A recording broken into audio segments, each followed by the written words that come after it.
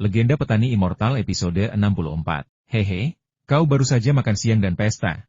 Lalu kau makan beberapa potong semangka dan begitu banyak akar teratai mentah? Apakah masih ada ruang di perutmu? Tapi aku ingat kau tidak suka akar teratai, kan? Tanya Yang Yunu dengan heran. Aku juga tidak tahu. Tapi akar teratai yang kumakan kali ini sangat enak. Sama sekali tidak terasa seperti lumpur. Teksturnya renyah, manis, dan memiliki aroma yang unik. Hampir berserat, seperti buah. Kamu harus mencobanya jika tidak percaya. Apakah itu benar-benar sehebat itu? Yang Yunu menggigit sedikit dengan sedikit skeptis, dan setelah mencicipinya, ia mendapati rasanya persis seperti yang digambarkan Yang Yudie. Namun, ia agak bingung. Akar teratai yang ia gali dari kolam sebelumnya, meskipun lebih enak daripada yang ditanam orang lain, tidak pernah mencapai tingkat kelezatan ini, bukan? Li Yunfei diam-diam mendesah, menyadari bahwa ia telah terlalu berlebihan dalam pamer. Akar teratai yang ditanam di ruang kecilnya telah tumbuh hampir terus-menerus sejak ditanam. Tidak seperti akar teratai yang tumbuh di kolam ikan ini, yang hanya dipanen setahun sekali.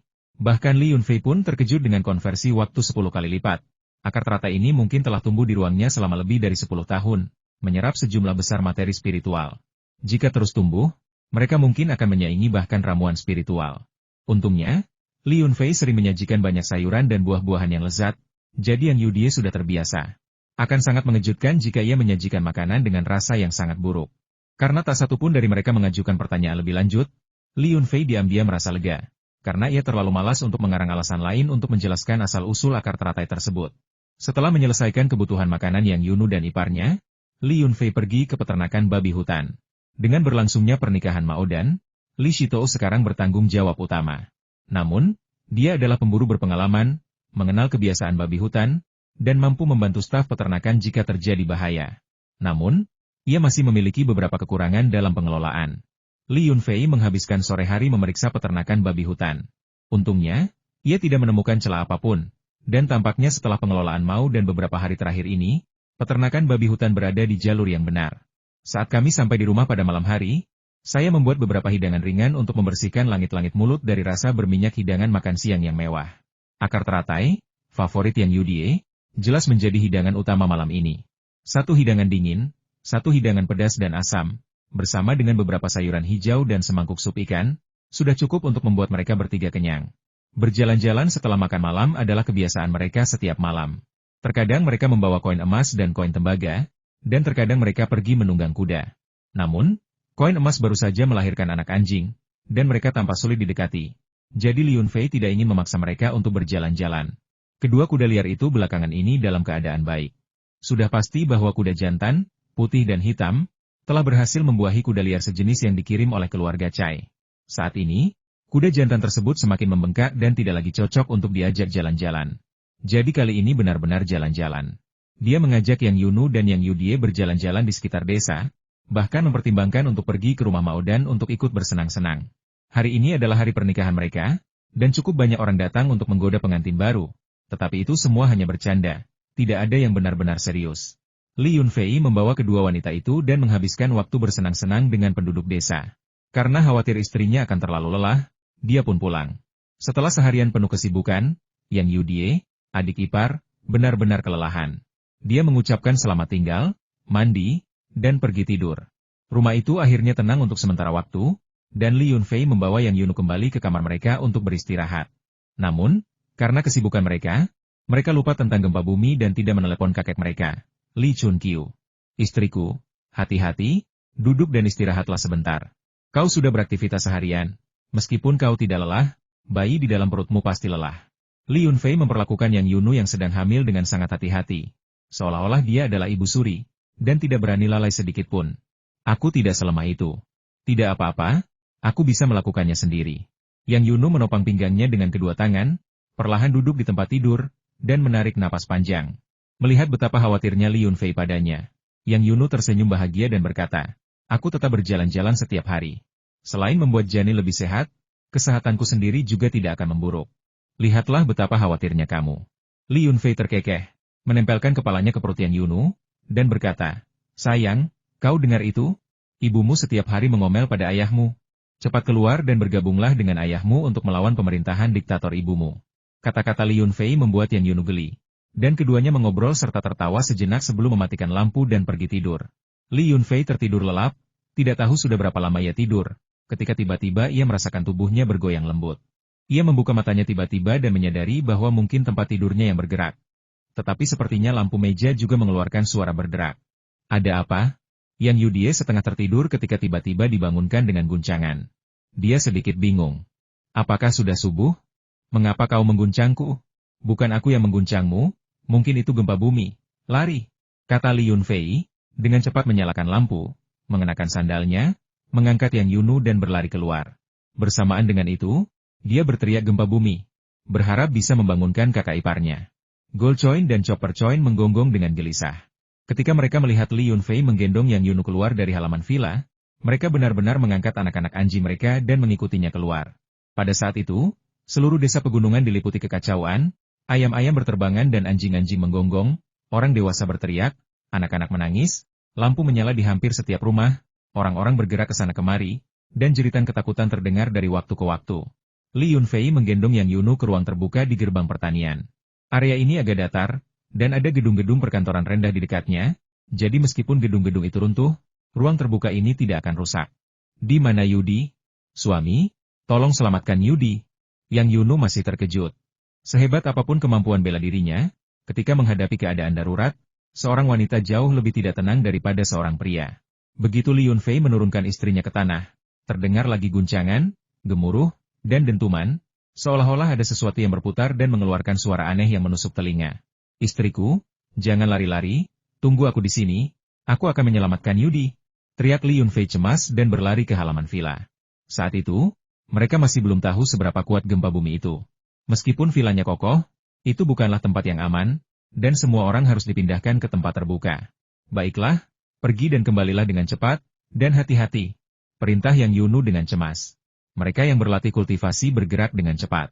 Bahkan sebelum Li Yunfei mencapai gerbang utama villa, dia melihat Gong Xinghe, Chu Yingtai, Gu Zaoji, Zheng Xinyan beberapa mengenakan piyama, beberapa mengenakan pakaian dalam, masing-masing dengan ekspresi berbeda, melarikan diri dari halaman bambu mereka.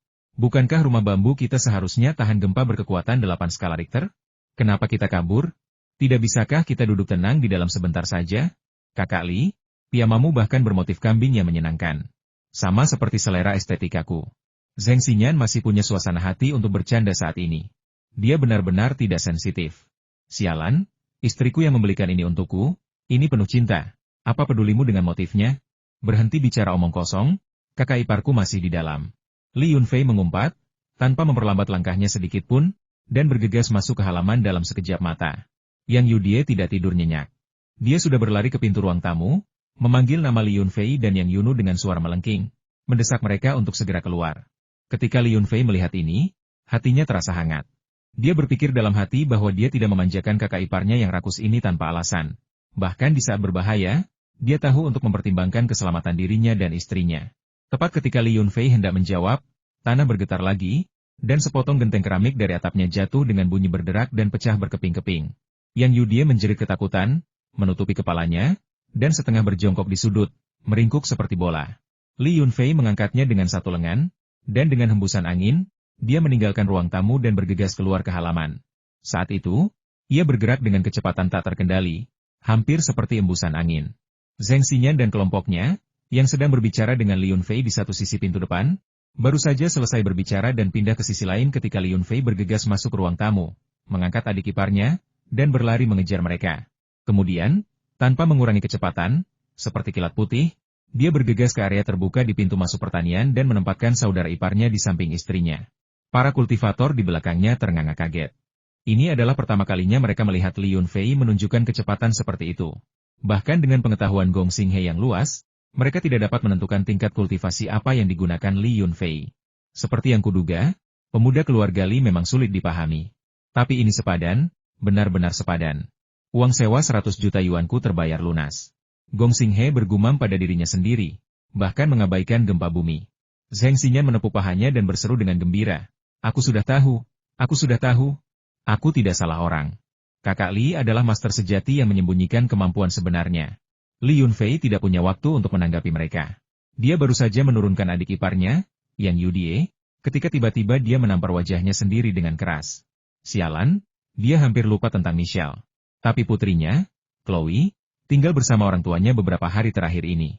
Rumah bambu mereka sangat dekat dengan rumah kakek neneknya, dan dengan 2 ahli tingkat atas yang melindunginya, keselamatannya seharusnya tidak menjadi masalah. Li Yunfei sekali lagi berubah menjadi seberkas cahaya putih dan melesat menuju halaman nomor 1 tempat Michelle tinggal. Oh, ada apa dengan iparku? Kenapa dia menampar dirinya sendiri lalu kabur? Tanya Yang Yudie kepada adiknya di sampingnya dengan rasa ingin tahu, meskipun dia masih dalam keadaan syok. Ekspresi Yang Yunu menegang, tetapi dia tetap menjawab, Michelle belum keluar. Untungnya, Chloe telah bersama ibu mertuanya selama 2 hari terakhir. Rumah bambu di sana sangat kokoh dan tahan lama, sehingga lebih aman. Ingat, jangan mengatakan hal yang tidak menyenangkan kepada Michelle saat ini, agar tidak menyulitkan kakak iparmu. Oh, aku tahu, aku tidak bodoh.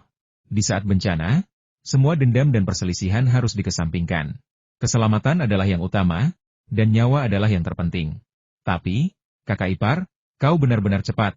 Aku belum pernah melihat kalian berlatih keterampilan sebanyak ini sebelumnya. Bagaimana bisa kalian begitu hebat di saat-saat kritis? Yang Yudie menjawab sambil menguap. Kau tidak bodoh? HMPH, terakhir kali kau hampir membuatku berpisah dengan saudara iparku. Baiklah, jangan bicarakan itu sekarang. Kecepatan saudara iparmu, lihat saja para kultivator yang ketakutan itu, dan kau akan mengerti. Kecepatannya tidak bisa diukur dengan tingkat kultivasi. Kata Yang Yunu sambil menunjuk Chu Yingtai dan yang lainnya yang mendekat. Chu Yingtai dan yang lainnya serentak berkata dengan ekspresi aneh. Ya, kita tidak bisa menilainya berdasarkan tingkat kultivasinya. Ketika Li Yunfei menggendong Michelle keluar dari rumah bambu, Michelle masih tertidur lelap. Dia tidak tahu jam berapa Michelle begadang semalaman. Li Yunfei menghela napas dalam hati. Untungnya, Chloe dibawa pergi oleh ibunya untuk diasuh. Jika si fanatik riset dan gila kerja ini harus mengasuh anak itu, dia pasti tidak akan memiliki akhir yang baik. Karena merasa desa terlalu ramai, Michelle akhirnya mengedipkan bulu matanya yang panjang beberapa kali. Saat mendongak, ia melihat langit penuh bintang, dan seorang pria yang jarang menyentuh hatinya, yang juga ayah dari putrinya. Oh, sayang, aku pasti sedang bermimpi. Kau seharusnya sedang di rumah tidur bersama istrimu sekarang. Bagaimana mungkin kau ada di sini bersamaku? Aku sibuk seharian, baru saja selesai merakit peralatan pemisah yang sangat rumit itu. Kau tidak mungkin masuk ke dalam mimpiku dan mengganggu istirahatku. Jika kau muncul dalam mimpiku, aku takut aku tidak akan bisa menahan diri untuk menciummu sambil berbicara. Ia memeluk leher Li Yunfei dan memberinya ciuman dalam yang penuh gairah dan linglung. Batuk. Hei kau, bangun dari mimpimu. Perhatikan baik-baik di mana kita berada. Sekalipun kau tidak peduli dengan perasaan adikku, setidaknya kau harus lebih berhati-hati. Lagi pula, semua orang sedang memperhatikan. Suara Yang Yudie, seperti yang diharapkan, muncul di tengah langit berbintang yang ramai pada saat yang paling genting. Jika Michelle tidak bersuara, dia akan mulai meraba-raba Li Yunfei. Ini bukan evakuasi dari gempa bumi. Ini praktis pertunjukan seks liar yang terjadi di pertanian. Michelle akhirnya tersadar, dan bahkan wanita Prancis yang penuh gairah ini pun tersipu malu. Ia buru-buru menarik tangannya dari piyama Li Yunfei, melihat ke kiri dan ke kanan, benar-benar bingung dengan apa yang telah terjadi. Ya Tuhan, kenapa malam ini ramai sekali? Apa yang terjadi? Tanya Michelle sambil berdiri tanpa alas kaki di tanah. Li Yunfei sepertinya sudah siap, melemparkan sandalnya ke tanah dan menyuruhnya memakainya. Karena cemas, Michelle berbicara dalam bahasa Inggris, dan hanya sedikit orang yang bisa bercakap-cakap secara normal dengannya. Li Yunfei tidak punya pilihan selain menjelaskan bahwa telah terjadi gempa bumi. Mendengar itu, Michelle langsung ketakutan dan menanyakan kondisi Chloe. Li Yunfei juga meluangkan waktu untuk menelepon orang tuanya terlebih dahulu, dan baru merasa lega setelah memastikan bahwa baik orang dewasa maupun anak-anak dalam keadaan aman.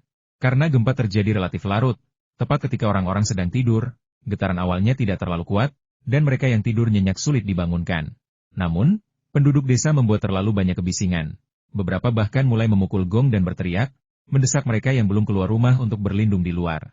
Setelah bekerja lebih dari setengah jam, mereka yang keluar, seperti Li Yunfei, pergi mencari penduduk desa yang belum keluar. Perlahan-lahan, semakin banyak orang yang keluar, dan akhirnya semua orang di Li Jiashai keluar dengan selamat, berkumpul di beberapa area terbuka. Kepala desa Li Tianlai mengambil peran kepemimpinan dan mulai memimpin orang-orang untuk menghitung jumlah orang. Untungnya, tidak ada korban jiwa. Paling-paling, beberapa penduduk desa yang bergegas keluar mengalami keseleo pergelangan kaki atau luka gores ringan. Pada saat itu, penduduk desa sudah agak tenang. Seberapa besar pun gempa bumi itu, selama mereka mengungsi ke tempat terbuka, mereka pada dasarnya aman. Dari pegunungan dan ladang di tepi barat sungai, lolongan binatang liar bergema, satu demi satu, seolah-olah dalam jumlah yang sangat banyak. Saudara Fua, dengar, Ada lolongan serigala datang dari gunung belakang. Mungkinkah semua serigala telah turun dari gunung? Li Zuang hanya mengenakan celana pendek, berjongkok di tanah, menggigil karena angin malam yang dingin. Selama binatang buas ini tidak mengalami gangguan mental, mereka tidak akan memasuki desa manusia dalam jumlah besar. Namun, memang akhir-akhir ini terlalu banyak binatang buas di pinggir pegunungan, gumam Li Yunfei, agak bingung. Saat itu, kepala desa Li memimpin anak buahnya dan berteriak lantang, "Para pria dan wanita, jangan panik. Lihat, getarannya belum bertambah kuat bahkan setelah sekian lama. Jadi kita seharusnya baik-baik saja. Tapi jangan kembali sekarang. Tetaplah di ruang terbuka di luar sampai getarannya mereda, atau besok pagi. Saya akan pergi ke kota untuk memeriksa keadaan." Dengan kepala desa yang bertanggung jawab, Li Yunfei merasa tidak ada lagi yang perlu dilakukannya dan mulai memikirkan urusan keluarganya.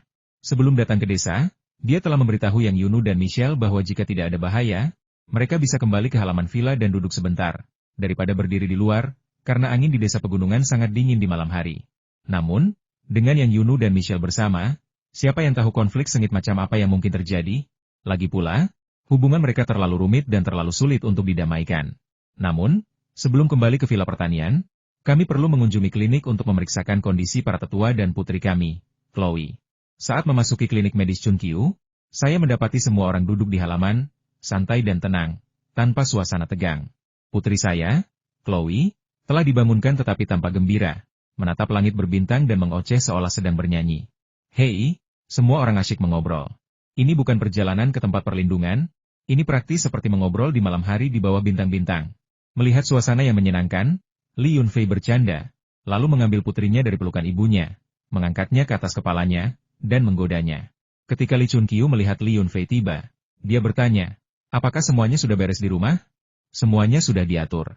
Saat kami keluar, semua orang sudah dipindahkan ke ruang terbuka di pertanian." Baru kemudian Li Yunfei menyadari bahwa banyak orang tidak memperhatikan getaran kecil di siang hari. Sayangnya, ia kemudian sibuk dan lupa menanyakan hal itu kepada kakeknya. Li Yunfei masih ragu ketika memikirkannya, dan dengan santai bertanya, "Kakek, sepertinya firasatku benar. Saat jamuan makan siang, aku merasakan sedikit getaran, dan lampu gantung di langit-langit bergoyang 2 kali. Beberapa hewan kecil bertingkah sangat aneh, tetapi aku tidak merasakan bahaya yang ekstrim dan malah mengabaikannya." "Kau bisa merasakan getaran sekecil itu?" Li Chunkyu menatap cucunya dengan heran. Melihat Li Yunfei mengangguk dengan sungguh-sungguh, Li Chunkyu tak kuasa menatapnya dengan takjub. Tingkat kultivasi anak ini saat ini bahkan melampaui pemahamannya sendiri. Dia benar-benar tak bisa diukur dengan standar biasa. Namun, dia juga tidak merasakan bahaya apapun, itulah sebabnya dia tetap tenang dan tidak memberitahu keluarganya sebelumnya. Melihat tatapan kakeknya, Li Yunfei tahu bahwa tingkat kultivasinya saat ini tidak sesuai dengan kemampuan sebenarnya, dan terlalu banyak orang yang tidak bisa memahami dirinya. Jadi dia segera mengganti topik pembicaraan. "Baiklah, jangan bicarakan ini lagi. Karena semua orang baik-baik saja, aku lega. Namun, beberapa orang terlalu ketakutan dan mungkin terluka karena benturan atau jatuh. Mari kita keluar dan lihat apakah kita bisa membantu." Li Chunkyu mengangguk, setuju dengan ide Li Yunfei. Dia adalah seorang dokter, dan menyembuhkan orang sakit serta menyelamatkan nyawa adalah tugasnya. Sekarang desa keluarga Li sedang dalam kesulitan. Bagaimana mungkin dia tidak membantu? Jadi dia berkata kepada Li Yunfei, "Mari kita pergi dan melihat bersama." Li Chunkyu menyuruh keluarganya untuk tetap berada di halaman dan tidak berkeliaran. Gempa bumi telah terjadi di Lijiasai, dan pemerintah pasti akan mengambil tindakan yang sesuai. Mereka harus menunggu pemerintah tiba sebelum membuat pengaturan apapun. Memang benar bahwa Li Yunfei adalah orang terkaya di desa keluarga Li. Tetapi dalam hal prestise, kepala keluarga Li Chunkyu tetap yang paling berpengaruh. Begitu Li Chunkyu keluar untuk merawat yang terluka, para pria kuat tidak berani berlama-lama dan semuanya keluar untuk membantu, baik menggendong yang terluka atau menjaga ketertiban, dan tidak ada yang membuat keributan lagi. Melihat pengaruh besar Li Chunkyu di desa keluarga Li, Gong Xinghe dan yang lainnya sangat terharu. Mereka berkata kepada Chu Yingtai dan yang lainnya di samping mereka, "Kita tidak seharusnya hanya duduk diam. Sebagai anggota desa keluarga Li, kita harus melakukan bagian kita, bukan?"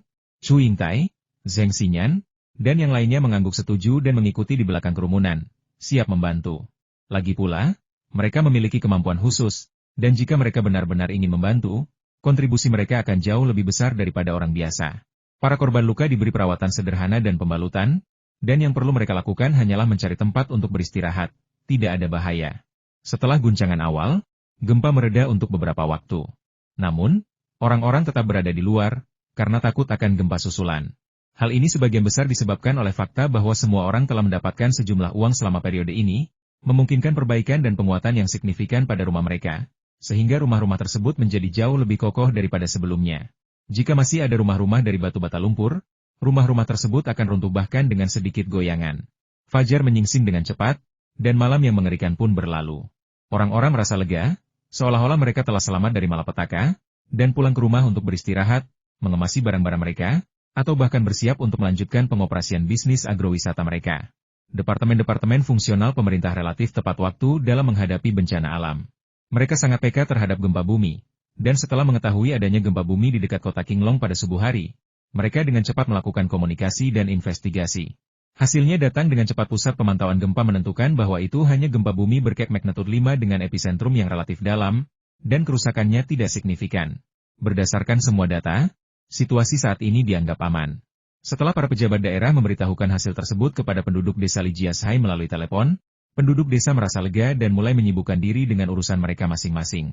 Setelah keselamatan pribadi mereka terjamin, semua orang mulai memeriksa apakah harta benda mereka rusak. Li Yunfei melakukan hal yang sama. Dia juga ingin kembali untuk memeriksa apakah kedua istrinya dan saudara iparnya baik-baik saja. Lebih penting lagi, kedua wanita itu jarang bersama, dan ada juga saudara iparnya, Yang Yudie, yang membuat masalah. Siapa yang tahu jika mereka akan berkonflik? Namun begitu sampai di rumah, Yang Yudie mengusirnya sambil berkata, "Kakakku dan Michelle sedang asyik mengobrol. Apa yang kau lakukan di sini? Seorang pria dewasa? Periksa apakah kolam ikan rusak. Jika gempa merusak kolam, kerugiannya akan sangat besar." Li Yunfei tertawa canggung. Rencananya gagal. Dia bahkan tidak bisa masuk rumahnya sendiri dan diusir oleh kakak iparnya. Namun, dilihat dari tingkah laku kakak iparnya, tampaknya hubungan istrinya dan Michelle berjalan cukup baik, yang membuatnya merasa tenang. Li Yunfei memeriksa hartanya dan tidak menemukan kerusakan besar. Selain beberapa bunga teratai yang pecah di kolam dan beberapa rumah kaca di dekat kaki gunung yang rusak akibat batu yang menggelinding dari gunung, tidak ada kerugian signifikan lainnya. Melihat bahwa tidak ada kerugian, dia memutuskan untuk tidak tinggal terlalu lama dan memutuskan akan lebih baik untuk pulang dan menikmati kehangatan istri dan anak-anaknya. Li Yunfei mengeluarkan beberapa akar teratai dan sayuran segar lainnya dari penyimpanan ruangnya. Semuanya adalah makanan favorit istrinya, serta beberapa yang disukai Michelle. Semua orang panik dan kacau sepanjang malam, dan akan lebih baik untuk memastikan putri-putri mereka bahagia ketika mereka pulang. Namun, Li Yunfei kemudian ingat bahwa saudara iparnya, Yang Yudie, adalah seorang yang doyan makan, jadi lebih baik menyiapkan lebih banyak dari biasanya. Li Yunfei menemukan sebuah tas hitam besar dan mengisinya dengan akar teratai dan sayuran biasa. Mungkin karena akar teratai itu telah tumbuh terlalu lama dan menyerap terlalu banyak energi spiritual, akar itu masih mengeluarkan aroma harum bahkan saat dipegang di tangannya. Dengan puas, Li Yunfei membawa sayuran itu pulang. Sesampainya di villa, Li Yunfei mendapati bahwa bukan hanya Yang Yunu, Yang Yudie, dan Michelle yang ada di rumah, tetapi juga kakek neneknya, orang tuanya, Chu Yingtai, Zheng Xinyan, Gong Xinghe, dan Gu Zaoji. Suasananya sangat ramai, dan saat ini, giliran Li Yunfei yang merasa canggung. Sekarang monogami sudah menjadi norma. Saya punya 2 istri. Keduanya berada di rumah karena gempa bumi. Seandainya bukan karena para tetua, bahkan jika istri-istri saya berselisih, saya bisa saja mengatakan beberapa hal yang cerdas dan semuanya akan baik-baik saja. Tapi sekarang para tetua ada di sini. Bagaimana saya harus menenangkan mereka? Kakak Li, kau sudah kembali. Chu Yingtai memperhatikan bahwa Li Yunfei tampak sedikit malu dan tahu bahwa agak mendadak membawa semua orang ke rumah Li Yunfei. Namun, karena mereka memiliki hubungan yang baik, hal itu tidak akan menimbulkan masalah. Apa yang sudah ditakdirkan akan terjadi. Melihat semua orang sudah datang, Li Yunfei tidak ingin mengusir mereka. Jadi dia meletakkan sayuran di tanah dan berkata kepada semua orang, "Haha, karena semua orang sudah di sini, mari kita makan siang enak di rumah. Aku akan pergi ke ruang bawah tanah untuk mengambil anggur, dan kita akan bersenang-senang." Keisuke telah selamat dari malapetaka besar. Ini bukan apa-apa, kau bahkan tidak bisa mati jika mau. Tapi kau terlalu banyak berpikir. Kita sudah di sini, apa kau pikir kita akan pulang untuk makan malam? Kau tidak bisa menghindari makan ini. Mata Sandaki sudah tertuju pada aroma sayuran di dalam tas, dan dia segera membungkuk untuk melihatnya. Tetapi Li Yunfei menghentikannya. Li Yunfei menghentikan Sandaki yang sedang membungkuk, dan berkata dengan kesal, "Kau sudah berapa umur? Kenapa kau masih begitu tidak sopan? Kau boleh makan saat kami makan, tapi sekarang kau malah melihat apa? Kau bahkan makan sayuran mentah?"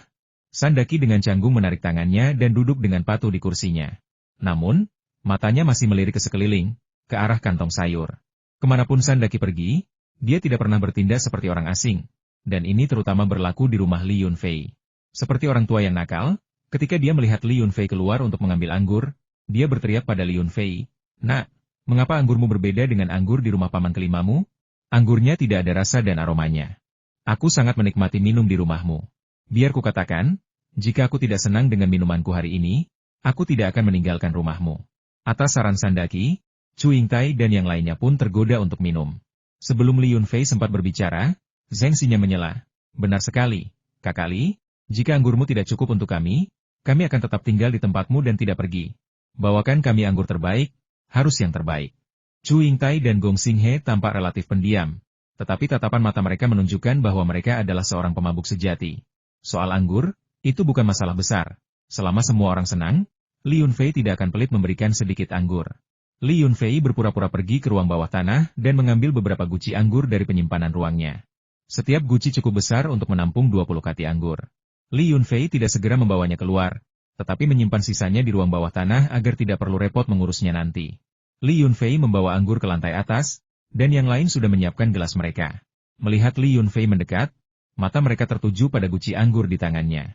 Sepertinya mereka bahkan tidak bisa menunggu camilan. Mereka siap untuk minum segera. Ini adalah hal yang baik.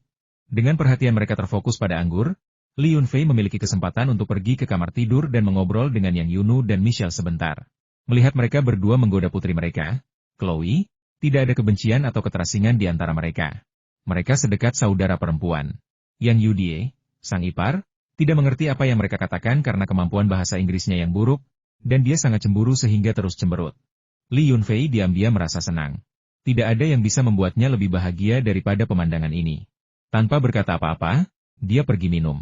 Dia tidak ingin berhenti meskipun minum dari sekarang sampai siang, hanya karena dia sangat bahagia. Li Yunfei dengan bersemangat kembali ke tempat duduknya. Sandaki, Chu Yingtai, dan yang lainnya semua menatapnya, yang membuatnya bingung. Dia melirik orang-orang di sekitarnya dan melihat bahwa, selain kakeknya Li Chunqiu yang masih menyesap anggurnya, yang lain menatapnya dengan ekspresi berlebihan. "Kenapa kalian semua menatapku? Ada yang aneh dengan wajahku? Atau aku jadi lebih tampan akhir-akhir ini?" Li Yunfei menyentuh wajahnya tetapi tidak menemukan sesuatu yang aneh. "Nak, bagaimana kalau mulai sekarang aku pindah ke pertanianmu, dan aku bisa makan di rumahmu setiap hari?" Kata Sandaki kepada Li Yunfei sambil memegang gelas anggurnya dan menyesapnya. "Meskipun masakan kakekmu tidak buruk, itu tidak bisa dibandingkan dengan masakanmu. Sama seperti anggur ini, aku belum pernah mencicipi anggur seenak ini kecuali di sini." "Benar. Itulah mengapa aku memilih tinggal di pertanian ini, dan aku bahkan pernah ditipu oleh anak ini. Haha, tapi bisa minum anggur berkualitas dan makan makanan enak sesering ini membuat semuanya sepadan." Gong Xinghe juga dipenuhi emosi. Dia telah mengunjungi banyak tempat saat berkelana di dunia persilatan, tetapi dia belum pernah melihat tempat yang sehidup pertanian King Yu. Itu jelas bukan sesuatu yang bisa dicapai oleh susunan penyerap roh kecil di sebelah sana. Li Yunfei dapat menyimpulkan dari ucapan mereka bahwa mereka sepertinya ingin mengorek-ngorek dirinya hari ini. Benar saja, Chu Yingtai melirik Li Yunfei, tanpa acuh tak acuh, dan perlahan tersenyum. "Kudengar kebun ini baru berubah setelah kakak kembali? Sebelumnya sayurannya tidak sebagus ini. Benarkah, kakak?" "Hehe, katakan saja apa yang ingin kau katakan, jangan bertele-tele." Li Yunfei bisa merasakan bahwa mereka sudah merencanakan untuk membongkar rahasianya. Saat Li Yunfei menyajikan anggur, Gong Xinghe menyesapnya dan berkomentar dengan penuh emosi bahwa semua yang ia makan dari Li Yunfei penuh dengan energi spiritual, sesuatu yang sulit ditemukan di tempat lain. Karena itu, ia secara sengaja atau tidak sengaja mendorong semua orang untuk menyelidiki alasan sebenarnya. Li Yunfei melirik Li Chunqiu di sampingnya, tidak dapat memahami pikiran kakeknya yang sebenarnya. Bagaimanapun dilihatnya, kakeknya tidak mungkin menolak untuk membantunya. Namun ia duduk di sana tanpa menghentikan percakapan, yang tampaknya memiliki makna yang lebih dalam. "Tuan Muda Li, kami tidak datang khusus untuk menanyakan tentang Anda. Kami hanya penasaran tentang Anda, dan kami takjub dengan kecepatan Anda selama gempa bumi. Jadi kami ingin tahu, dengan tingkat kultivasi Anda sebagai seniman bela diri tingkat pertama, mengapa Anda memiliki kecepatan yang begitu menakjubkan?" Gong Xinghe sepertinya merasakan ketidakpuasan Li Yunfei dan dengan cepat mengungkapkan semua pikirannya. Dia tidak terlalu berharap mendapatkan jawaban. Dia terutama ingin menggunakan kesempatan ini untuk menunjukkan bahwa dia tidak memiliki motif tersembunyi dan bahwa dia mengajukan pertanyaan secara terbuka, bukan menyelidiki secara diam-diam. Li Yunfei, meskipun masih muda, memiliki tingkat keterampilan yang menakutkan, bahkan membuat orang seperti Gong Xinghe pun takjub. Terlebih lagi, ia tampaknya telah memperoleh kebun herbal spiritual yang ditinggalkan oleh seorang senior, Ia memungkinkannya untuk sering menghasilkan herbal spiritual yang berusia sekitar 100 tahun. Inilah salah satu alasan mengapa Chu Yingtai, Zheng Xinyan, dan Gu Zhaoji selalu berada di sekitarnya. Li Yunfei tersenyum tanpa mengucapkan sepatah kata pun, tetapi pikirannya berkecamuk. Belum pernah ada yang menanyakan pertanyaan seperti itu secara langsung kepadanya sebelumnya. Sekarang ia diminta untuk menjawab pertanyaan-pertanyaan ini secara langsung. Li Yunfei belum dapat menemukan penjelasan yang tepat untuk saat ini. Meskipun Chu Yingtai, Zheng Xinyan, dan Gu Zhaoji ingin mengetahui jawabannya, mereka tidak berani menjadi orang pertama yang berbicara, apalagi menyinggung Li Yunfei. Karena pertanyaan itu telah diajukan, mereka berpura-pura acuh tak acuh sambil minum dan mengunyah beberapa piring acar sayuran. Li Chunqiu tetap diam, dengan tenang menyesap anggurnya. Dia tahu bahwa dengan kehadirannya untuk menjaga semuanya tetap terkendali, Gong Xinghe dan yang lainnya tidak akan melakukan hal-hal yang keterlaluan kepada Li Yunfei. Namun, Li Yunfei selalu membutuhkan cara untuk menghadapi pertanyaan dari orang lain. Li Chunqiu merasa bahwa cucunya akan menghadapi lebih banyak pertanyaan serupa di masa depan, dan ini hanyalah permulaan yang ringan. Li Chengwen dan Chen Xiuzi sedang memasak di dapur. Mata Chen Xiuzi terus melirik meja Li Yunfei. Ia memperhatikan putranya menunduk, termenung, dan tampak sangat gelisah. Ia menyenggol Li Chengwen dengan sikunya. Li Chengwen mendongak menatap istrinya, memberinya tatapan bingung, seolah bertanya apa yang salah. Sayang, kurasa mereka mempersulit putra bungsu kita, bisik Chen Xiuzi kepada Li Chengwen, sambil menunjuk Gong Xinghe dan Gu Zhaoji. Li Chengwen baik-baik saja sampai dia mendengar kata-kata Chen Xiuzi. Dia mendongak ke meja Li Yunfei dan melihat bahwa situasinya persis seperti yang dijelaskan Chen Xiuzi. Dia ingin segera pergi, tetapi Chen Xiuzi menghentikannya. Kau mau pergi kemana? Chen Xiuzi memutar matanya ke arah Li Chengwen dan berkata, kau lihat ayah duduk di sana tanpa berkata apa-apa? Dia pasti bisa mengendalikan situasi. Jika kau keluar terburu-buru seperti ini dan membuat kesalahan, bukankah semua orang akan kehilangan muka? Jika mereka mempersulit Fua kita, mengapa kita harus menghormati mereka? Meskipun Li Chengwen biasanya lemah, dia tidak akan pernah tinggal diam jika ada yang menindas keluarganya. Tetapi ketika dia melihat istrinya memutar bola matanya ke arahnya, Li Chengwen langsung melunak. Kamu biasanya punya banyak ide. Katakan padaku, apa yang harus kita lakukan? Chen Xiuzi bersandar di bahu Li Chengwen dan membisikkan beberapa kata, yang kemudian dijawab dengan anggukan setuju oleh Li Chengwen. Kesempatan dan takdir setiap orang berbeda, jadi pencapaian akhir mereka tentu akan berbeda. Izinkan saya menjawab pertanyaan tentang pertanian terlebih dahulu. Saya memiliki metode rahasia untuk pertanian ini, itulah mengapa sayurannya sangat lezat. Sebelumnya, sayuran itu hanya memiliki sedikit energi spiritual, tetapi kemudian seorang ahli Feng Shui datang, dan dengan susunan pemindahan rohnya, pertanian saya mencapai kesuksesan seperti sekarang. Jika Anda tidak percaya, Anda dapat meminta Guru Zheng untuk mendemonstrasikan keterampilan susunannya lagi. Setelah mengatakan ini, Li Yunfei menatap Zheng Xinyan dengan setengah tersenyum, menggunakan metodenya sendiri untuk melawannya. Siapa yang menyuruhnya untuk sengaja menanyakan rahasianya dan membuat orang ini khawatir apakah susunan pemindahan roh itu benar-benar memiliki efek yang begitu kuat? Zheng Xinyan tampak cemas dan buru-buru memberikan penjelasan yang asal-asalan. Aku tidak memiliki kemampuan itu. Aku sendiri tidak tahu formasi kecil itu. Selain membuat bukit di sekitarnya kehilangan semua energi spiritualnya, juga dapat membuat tanaman di pertanian ini lebih lezat. Formasi transfer energi spiritual sederhana hanya dapat mengumpulkan energi spiritual dari tanah kedua bukit ini ke satu titik. Sama seperti slogan iklan itu, aku hanyalah pembawa alam. Haha, Lao Zheng, jangan repot-repot menjelaskan. Aku percaya kemampuan Feng Shui MU luar biasa. Baru-baru ini kau mendapatkan teknik rahasia dari tetua Gong, yang bahkan lebih ampuh. Aku akan mengandalkanmu untuk membuka pertanian baruku di masa depan. Li Yunfei menambahkan sindiran tepat waktu lainnya. Tindakan pembalasan ini membuat Chu Yingtai dan Gu Zhaoji merinding. Chu Yingtai, khususnya, menyesali ucapannya yang lancang. Seharusnya dia tidak menanyakan hal itu. Li Yunfei memiliki terlalu banyak rahasia. Seharusnya dia berpura-pura tidak tahu. Mengapa dia harus bertanya? Benar saja, target pembalasan Li Yunfei selanjutnya adalah Gong Xinghe. Dia berkata, Senior Gong, Anda tampaknya sangat penasaran dengan teknik kultivasi saya. Sebenarnya, saya hanya mahir dalam kecepatan. Tingkat kultivasi sejati saya masih setara dengan seniman bela diri tingkat pertama. Jika Anda bisa menjelaskan teknik rahasia keluarga Gong kepada semua orang, saya akan dengan senang hati membagikan sedikit kecepatan kultivasi ini kepada Anda. Hehe, anak keluarga Li, anggurmu benar-benar enak. Bahkan hanya meminumnya dengan lobak kering saja sudah sangat lezat. Beberapa kali lebih enak daripada anggur dari sekte-sekte terkenal di pegunungan dan sungai itu. Ayo, semuanya, mari kita minum, mari kita minum. Gong Xinghe memang licik dan cerdik. Melihat bahwa dia tidak bisa mendapatkan apapun dari Li Yunfei, dia dengan cepat mengganti topik pembicaraan. Dia tidak ingin membuat dirinya sendiri mendapat masalah. Sungguh lelucon. Keluarga Gong telah mewariskan teknik-teknik rahasia ini selama lebih dari 1000 tahun untuk bertahan hidup. Jika kita mewariskan teknik-teknik rahasia keluarga kita, bagaimana kita akan menghadapi leluhur kita 100 tahun dari sekarang? Melihat betapa dahsyatnya serangan balik Li Yunfei, semua orang langsung terdiam, terutama Sandaki, yang sebelumnya telah menerima banyak bantuan dari Li Yunfei. Sandaki hampir menyembunyikan kepalanya di bawah meja, diam-diam berdoa agar Li Yunfei hanya mempermalukannya dan tidak mengejarnya. Semua orang terkejut dengan serangan balik brilian Li Yunfei. Dia sepertinya telah menjawab semuanya, tetapi setelah diperiksa lebih teliti, ternyata dia sama sekali tidak menjawab apapun. Sialan, anak ini masih sangat muda, namun sangat licik.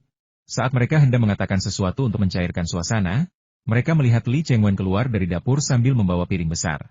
Dia tersenyum dan berkata kepada semua orang, "Aku sudah membuat sup akar teratai untuk kalian. Coba dulu." Setelah Li Chengwen selesai berbicara, dia meletakkan sepiring besar irisan akar teratai di atas meja. Aroma akar teratai sangat menggugah selera, tetapi tidak seorang pun menyentuh sumpit mereka. Mereka semua menunggu Li Chengwen pergi. Ingin mengetahui inti pembicaraan agar Li Yunfei tidak bisa menanganinya jika dia menyerang mereka lagi. "Fua, kemarilah sebentar, aku butuh bantuanmu." Sebelum pergi, Li Chengwen memanggil Li Yunfei. Li Yunfei menatap Li Chengwen dengan aneh, lalu berdiri dan berjalan menuju dapur. "Fua, ada apa? Apakah orang-orang tua itu menyulitkanmu?" Tanya Chen Xiuzi dengan khawatir ketika melihat Li Yunfei berjalan mendekat. "Bu, ibu terlalu banyak berpikir. Dengan kakekku di sini, bagaimana mungkin mereka berani mempersulitku?" Li Yunfei tersenyum dan merangkul bahu ibunya untuk menunjukkan bahwa semuanya baik-baik saja.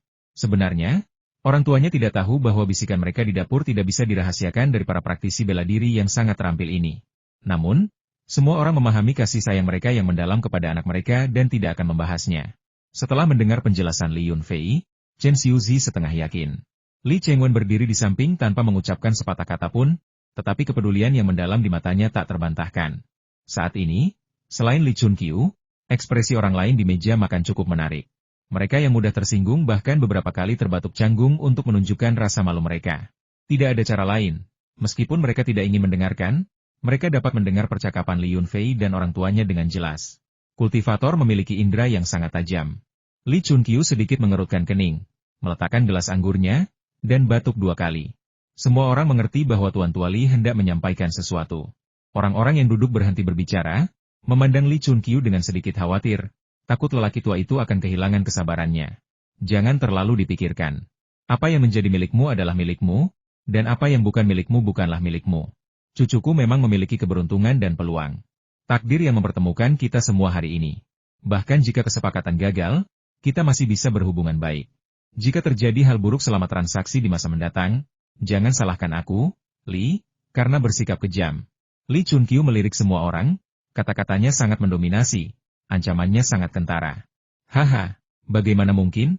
Kami telah banyak mendapat manfaat dari kakak Li, kami tidak akan pernah bersikap tidak berperasaan. Kami hanya mengobrol sambil minum, itu hanya pertanyaan biasa. Kami tidak bermaksud apa-apa." Zheng Xinyan dengan cepat menarik diri, menyadari betapa bodohnya dia. Bagaimana mungkin dia membahas topik seperti itu dengan begitu santai? Dia telah tertipu lagi oleh Gong Xinghe.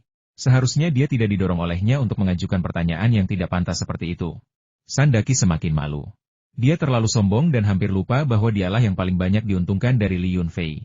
Terlebih lagi, teman lamanya, Li Chunqiu, yang sengaja mengatur semuanya, dan kemurahan hati Li Yunfei lah yang memungkinkannya mencapai statusnya saat ini sebagai seniman bela diri tingkat 3. Apakah dia baru saja memberi contoh yang buruk? Bukankah dia tidak tahu berterima kasih dan hampir menyabotase usaha Li Yunfei? Yang lain juga merasa malu ketika mendengar perkataan Li Chunqiu. Setelah memikirkannya dengan saksama, mereka menyadari bahwa topik pembicaraan mereka hari ini memang sudah kebablasan. Saat itu, Li Yunfei keluar membawa ikan mas kukus, meletakkannya di atas meja, dan berkata sambil tersenyum, "Hidangan panas sudah siap.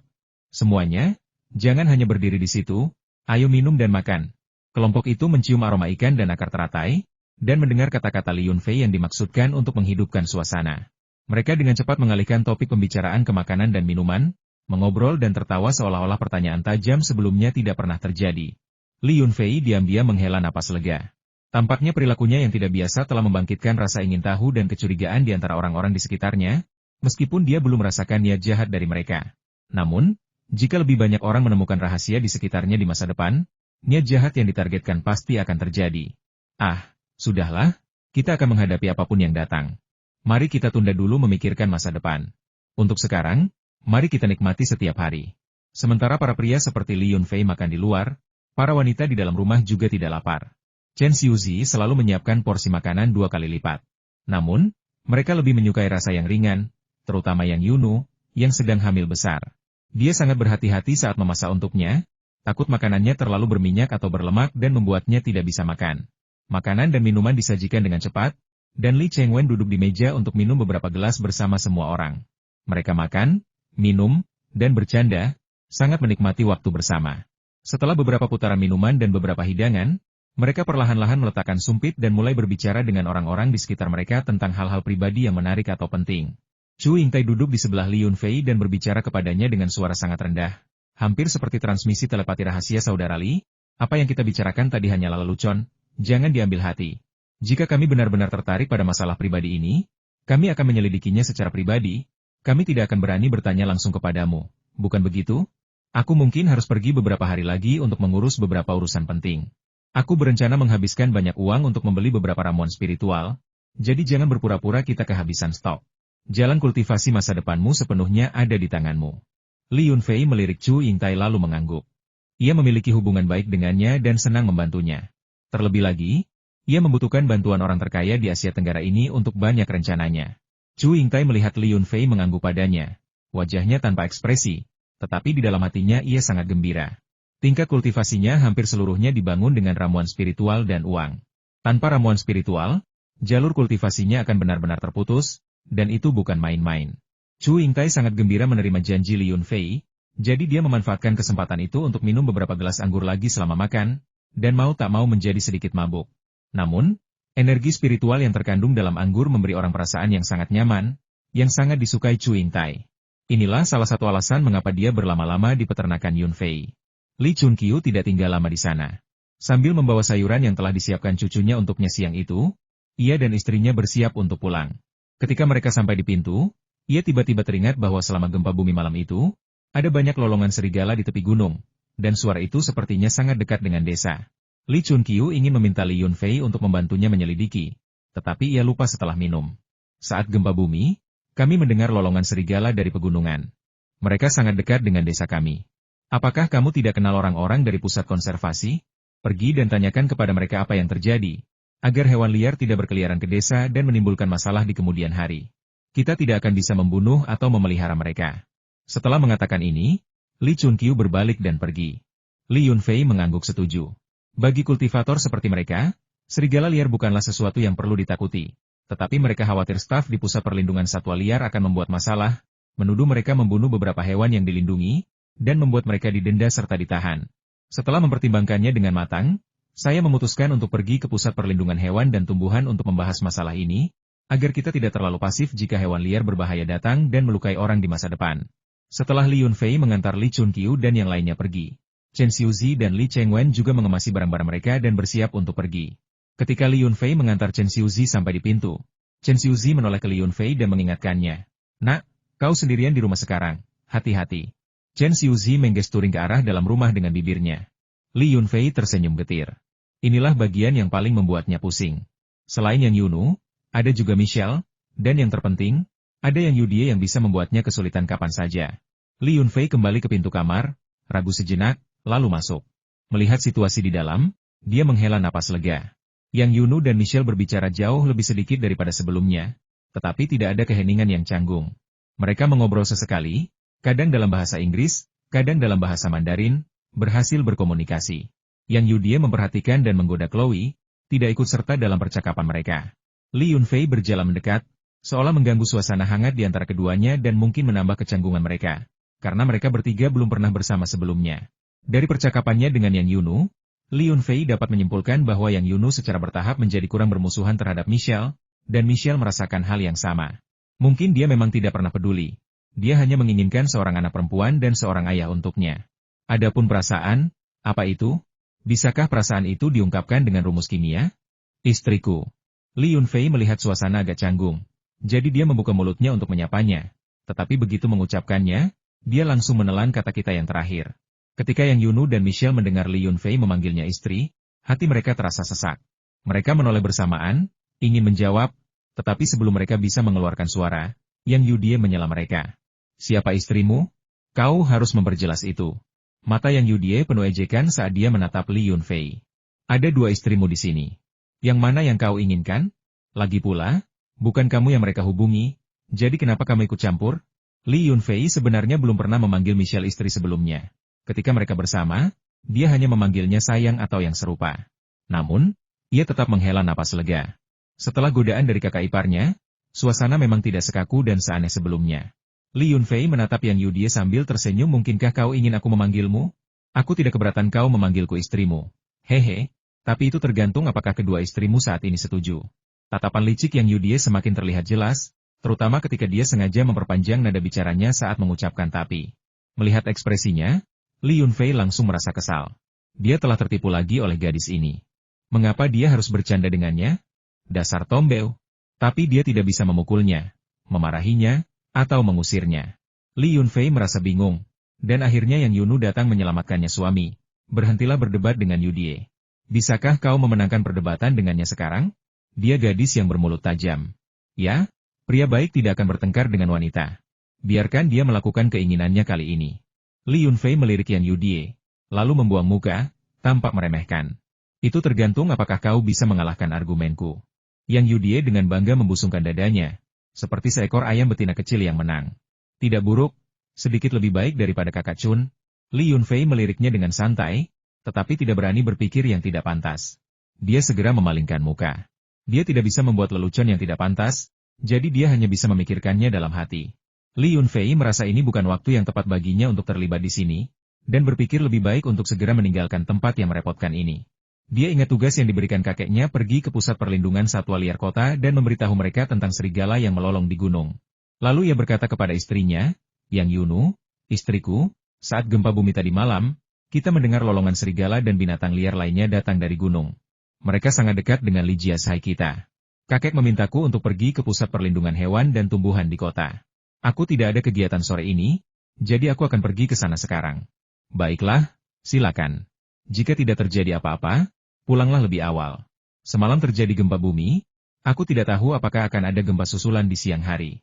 Tidak aman jika sekelompok wanita berada di rumah. Yang Yunu memberikan beberapa instruksi. Kata-katanya menunjukkan ketergantungannya pada Li Yunfei. Li Yunfei merasa sangat senang dan menikmati perasaan diandalkan. Dia setuju dan pergi dengan tergesa-gesa. Melihat Li Yunfei pergi, Yang Yunu melirik Michelle di sampingnya. Ragu sejenak, lalu berkata, Michelle, tinggallah di rumah sedikit lebih lama sore ini dan habiskan waktu bersama Chloe. Kamu tidak bisa terus-menerus bekerja. Manfaatkan periode bahaya gempa ini untuk beristirahat. Michelle memikirkan bagaimana eksperimennya sudah memasuki tahap akhir, tetapi dia tidak bisa menolak undangan hangat Yang Yunu. Dan dengan Chloe berdiri di sampingnya, Michelle semakin enggan untuk pergi. Dia mengangguk dan berkata, baiklah, ini kesempatan bagus untuk mengenal semua orang dan memahami mereka. Melihat Yang Yunu dan Michelle mengobrol, Yang Yudie tidak berlama-lama. Kalian berdua mengobrol, aku duluan. Aku akan ke kebun anggur untuk mengecek situasinya. Baru saja terjadi gempa bumi, dan ada banyak hal yang harus diurus. Yang Yudie adalah kepala pabrik anggur. Ketika Yang Yunu mendengar bahwa Yang Yudie dalam kesulitan, dia tidak menghentikannya, tetapi hanya berkata kepadanya, kamu juga harus berhati-hati. Jika terjadi gempa susulan, kamu harus segera lari ke tempat terbuka. Jangan gegabah. Aku tahu, Kak. Aku masih cukup jago melarikan diri. Yang Yudie menurunkan Chloe, mengucapkan selamat tinggal kepada semua orang, dan berbalik untuk pergi. Ketika hanya Michelle dan Yang Yunu yang tersisa di ruangan itu, mereka tidak dapat menemukan topik pembicaraan, dan suasana menjadi canggung lagi. Bagaimana kau dan suamiku, bagaimana kau dan Yunfei bertemu? Yang Yunu sebenarnya pernah mendengar Li Yunfei menjelaskannya sekali, tetapi dia ingin mendengarnya lagi, untuk mengetahui bagaimana Michelle memandang kecelakaan itu. Ini sungguh kebetulan, atau seperti yang Anda katakan dalam bahasa Mandarin, takdir. Saat itu, saya diutus oleh sebuah organisasi untuk mencari meteorit di pegunungan terdekat. Karena kami membutuhkan pemandu dan penerjemah, seseorang merekomendasikan dia. Michelle menceritakan kepada Yang Yunu tentang bagaimana dia bertemu Li Yunfei, dan dia menceritakannya secara detail, tanpa menyembunyikan apapun. Dia bahkan berbicara tentang rasa takut dan ketidakberdayaan yang dia rasakan setelah jatuh ke dalam gua bawah tanah. Yang Yunu mendengarkan dengan saksama. Entah mengapa, ketika pertama kali mendengar cerita Li Yunfei, ia menyimpan keraguan dan penolakan. Tetapi setelah mendengar Michelle menceritakan pengalamannya dari sudut pandang seorang wanita, ia tiba-tiba dipenuhi dengan simpati dan pengertian. Dalam lingkungan tertutup itu, dan mengingat apa yang telah terjadi, memang mungkin untuk memberikan kelonggaran dan memaafkan Li Yunfei kali ini. Li Yunfei berkendara ke kota tetapi tidak mencari atasannya, sekretaris partai kota, karena bencana geologi yang terjadi tadi malam. Mereka pasti sangat sibuk hari ini, mungkin sedang memeriksa situasi bencana di beberapa desa. Li Yunfei langsung pergi ke pusat perlindungan hewan dan tumbuhan, tetapi dia tidak bertemu In Sueyan atau kenalan manapun yang dia temui di Lijiashai. Mereka dikatakan telah pergi ke pegunungan untuk berpatroli. Jadi Li Yunfei menemui petugas yang sedang bertugas dan memberitahu mereka tentang situasi di Lijiashai. Meskipun mereka telah menerima laporan dari penduduk desa di berbagai desa, petugas yang bertugas tetap mencatat secara rinci dan menanyakan kepada Li Yunfei tentang situasi saat itu dan jenis-jenis auman binatang liar, mencoba menemukan sesuatu yang bermanfaat. Orang yang bertanggung jawab kemungkinan adalah staf administrasi yang dikirim dari atasan dan tidak mengenali Li Yunfei. Dia mencatat detail perkataan Li Yunfei dan memberikan nomor telepon kepada Li Yunfei, dengan mengatakan bahwa dia harus segera menelepon jika terjadi keadaan khusus. Li Yunfei berpikir dalam hati, aku sangat akrab dengan ketua timmu, In Sueyan, aku tidak perlu mengingat nomor telepon kantormu. Namun, sikap kerja staf ini jauh lebih baik daripada wanita In Sueyan itu. Meskipun aku adalah penyelamatnya, dia tidak pernah memperlakukanku sebagai penyelamatnya. Ia berjalan ke pintu, pikirannya melayang-layang, ketika ia melihat In Sueyan kembali. Mengenakan pakaian kamuflase, kulit In Sueyan tetap cerah dan cantik meskipun ia berjemur. Kuncir rambutnya memberinya aura yang agak gagah dan bersemangat. Ketika Li Yunfei melihat In Sueyan pun melihatnya. Li Yunfei, apa yang kau lakukan di sini? Kau mengusirku dan kakek waktu itu? Berani-beraninya kau datang ke sini hari ini? Ceka, dasar perempuan gila. Kau tak pernah berkata baik. Apa aku yang mengusirmu? Kakakmu lah yang terlalu malu untuk tinggal dan melarikan diri sendiri. Li Yunfei juga tidak ramah padanya. Ia mengerutkan bibir dan mencoba berjalan melewatinya. Saat ini, ia sepertinya mengerti mengapa ia bersikeras melakukan perjalanan dan tidak ingin menghubunginya. Ternyata ia hanya tidak ingin menimbulkan masalah bagi dirinya sendiri. Jangan pergi. Kau pria yang picik. Aku hanya mengucapkan beberapa patah kata padamu, dan kau menanggapinya dengan begitu serius. Aku mengenalmu. Kau tidak akan datang ke kantorku jika tidak ada yang salah. In Sueyan mengulurkan tangan untuk menghentikan Li Yunfei. Sedikit senyum terlintas di matanya. Sepertinya dia sengaja mencoba memprovokasinya. Kami mendengar lolongan beberapa binatang liar di kaki gunung di pinggir desa kami saat gempa bumi. Jumlahnya cukup banyak, jadi saya memberitahu Anda agar Anda tidak dituduh membunuh hewan-hewan yang dilindungi secara sembarangan lagi. Li Yunfei melirik In Sueyan, seolah teringat sesuatu, mendecakkan lidahnya 2 kali. Dan berkata kepada In Sueyan, Hei Nona In, bukankah Anda pergi ke pegunungan untuk berpatroli? Mengapa Anda kembali sendirian? Apakah mereka semua mati di mangsa binatang buas? Aku tahu apa yang kau bicarakan. Bukan hanya hewan liar yang muncul di jalur pegununganmu. Ada tanda-tanda keberadaan hewan liar besar di semua daerah pegunungan di dekatnya. Tapi kau benar-benar kasar. Kau tidak mengatakan satupun hal yang baik. Aku tidak mau repot-repot berbicara denganmu. In Sueyan masih marah karena telah mengusir kakeknya. Dia menatap Li Yunfei dengan tajam, mengabaikannya, dan berbalik berjalan menuju gedung kantor. Si rubah kecil itu, dia tidak tahu berterima kasih dan pelin-pelan. Suasana hatinya seperti langit, berubah mendung kapanpun dia mau. Jangan lupa, aku masih penyelamatmu. Li Yunfei terlalu malas untuk berdebat dengannya. Dia menduga mereka memang tidak cocok, mereka tidak pernah memiliki waktu damai bersama. Li Yunfei kembali ke Lijiashai, tetapi tidak berani masuk ke villa pertanian itu. Ia memarkir mobilnya tepat di sebelah klinik, berniat masuk dan mengobrol dengan kakeknya. Namun, ketika ia mendongak, ia melihat Li Yunchong, dengan kepala besar dan wajah menyeringai, duduk di kursi bambu di depan hotel bambu bersama seorang wanita cantik bertubuh langsing, memancing dan mengobrol. Hah? Anak ini sudah maju pesat. Tidak hanya menjadi polisi, dia juga berhasil menjadi generasi kedua yang kaya raya. Sekarang dia bahkan bisa berkencan dengan selebriti kelas 2. Li Yunfei berpikir dalam hati dengan geli. Dia hendak menghampiri mereka dan sedikit menggoda mereka sebelum menuju ke klinik. Li Yunfei dapat mendengar percakapan mereka dari kejauhan. Temannya yang biasanya cerdas itu menjadi tidak koheren ketika bertemu dengan gadis yang disukainya, yang membuat Li Yunchong cemas. Ia bermaksud menghampiri dan menawarkan beberapa kata dukungan, untuk memberi Li Yunchong sedikit penghargaan, tetapi saat itu juga, ia melihat pemilik rumah, tokoh utama serial web tersebut, bergegas menyusuri jalan di pusat perikanan menuju tempat keduanya sedang mengobrol. Saat berlari, pemilik rumah melihat Li Yunfei, hanya menoleh dan bahkan sempat mendengus dengan tatapan agak meremehkan. Li Yunfei terkekeh dalam hati. Pria ini masih belum belajar dari kesalahannya. Saat pertama kali bertemu, Dia banyak mengejek pemilik rumah, bahkan menggunakan beberapa taktik licik untuk membuatnya menderita beberapa kali. Namun, berkat ketampanannya, pria ini sebenarnya cukup akrab di lokasi syuting, meskipun dia tidak pernah berhasil mendekati pemeran utama wanita, Sui Xian-er. Saat itu, Lee Eun-chong berkata kepada Sui Xian-er serial, The Legend of Shushan, milikmu cukup sukses. Akhir-akhir ini aku menontonnya di komputerku. Apakah benar-benar perlu diakhiri secepat ini? Lihatlah aku, akhir-akhir ini aku sibuk bekerja, dan baru saja mulai meraih beberapa kesuksesan kecil, tetapi kau malah pergi. Saudara Lee, saya hanyalah aktor biasa. Jumlah episode yang kami rekam bergantung pada sutradara. Meskipun belakangan ini acaranya sedikit membaik, sutradara mengatakan bahwa respons awalnya tidak bagus. Setelah serangkaian investasi, kami tidak mendapatkan pengembalian yang diharapkan, dan para investor telah berhenti menambah dana. Kami harus menyelesaikannya dengan tergesa-gesa dan menganggap ini sebagai musim pertama. Jika kami mendapatkan investor baru di masa mendatang, kami dapat merekam musim kedua atau ketiga. Sikap Sui Xian-er terhadap Lee Eun-chong jauh lebih baik dari sebelumnya. Setidaknya mereka sekarang bisa mengobrol dengan normal, tidak seperti saat dia acuh tak acuh padanya di awal. Semua manusia terbuat dari daging dan darah.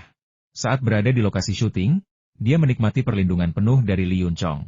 Setelah menjadi polisi di kota, dia bahkan didampingi anggota tim pertahanan gabungan desa yang menunggunya di dekat lokasi syuting.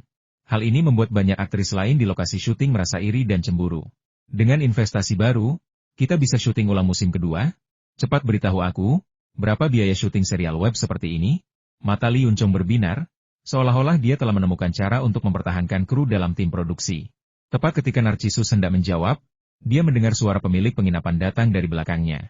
Haha, berapapun biayanya, bagaimana mungkin orang desa sepertimu mampu membelinya? Apa? Kau, seorang petani, ingin berinvestasi di industri hiburan? Oh, aku ingat sekarang, kau bukan petani lagi.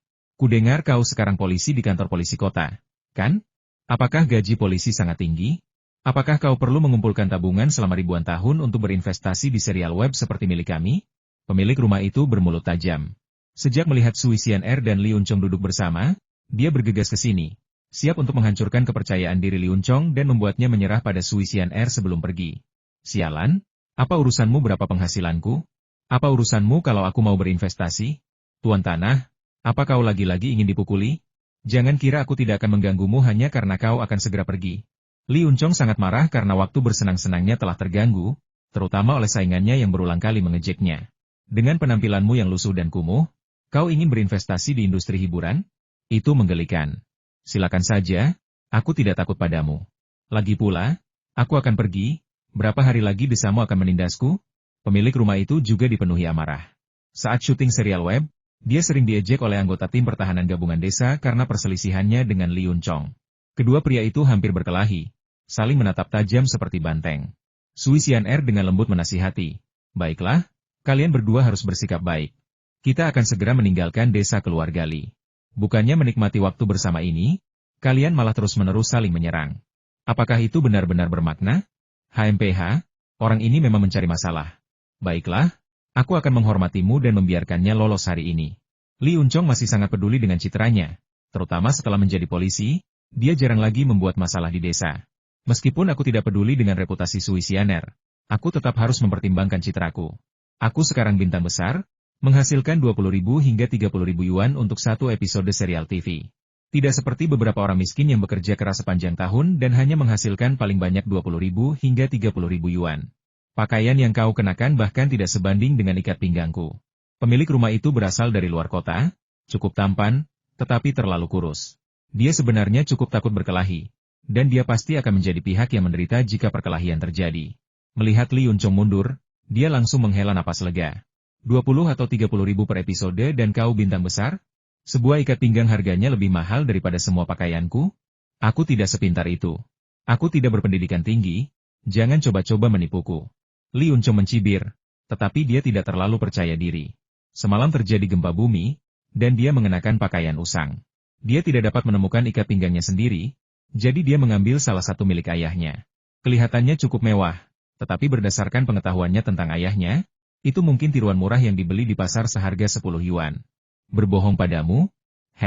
Aku tidak punya waktu untuk berbohong padamu. Kalaupun aku punya waktu untuk berbohong padamu, entah berapa banyak uang lagi yang akan kudapatkan, kata pemilik rumah itu dengan angkuh. Lee Yunfei menggelengkan kepalanya. Percakapan mereka menyedihkan.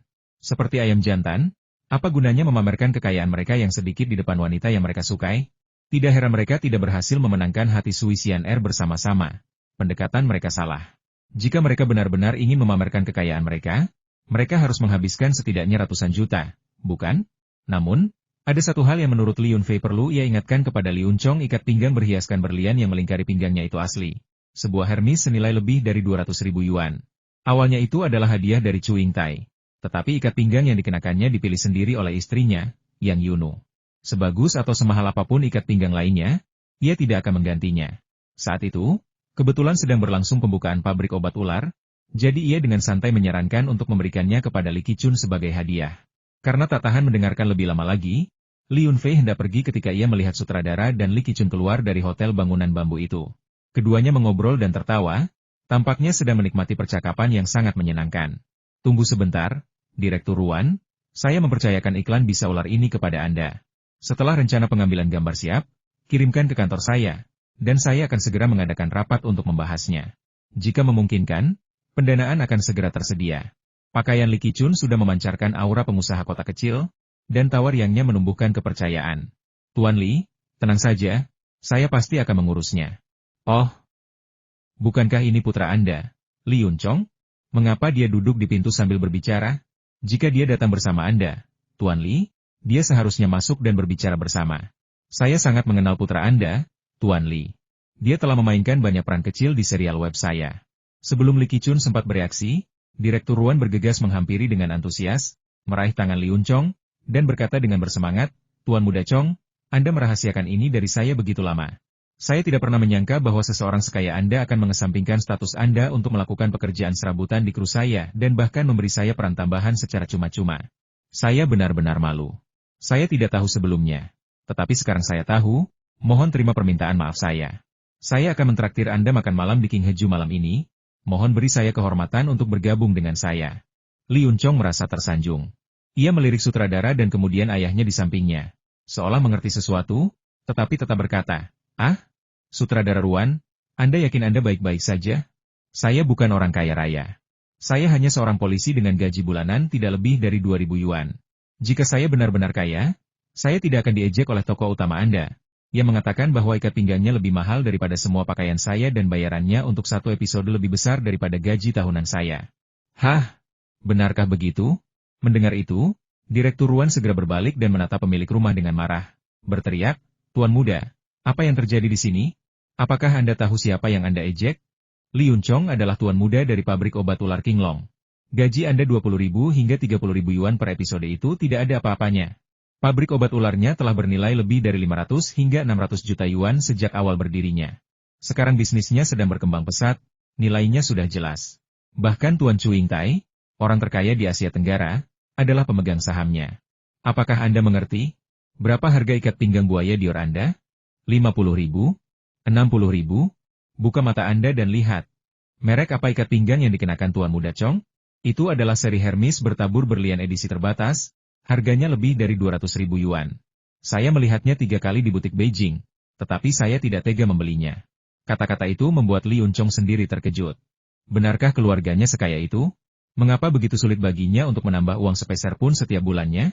Ayahnya tidak memberinya apapun, dan ibunya mengabaikannya. Sungguh situasi yang menyedihkan. Adapun pemilik rumah yang dihina secara verbal, ia bahkan lebih terkejut dan takut. Apakah ia benar-benar telah menyinggung seorang pewaris generasi kedua yang kaya raya dan suka berpura-pura rendah hati? Adapun Narcissus, yang berdiri dengan tenang di samping, ia sudah kehilangan ketenangannya dan menutup mulutnya untuk mencegah dirinya berseru kaget.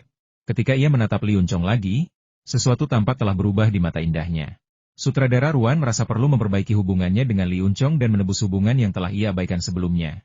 Jadi ia melanjutkan, tahukah Anda apa yang ingin dibicarakan ayah Tuan Muda Chong dengan saya?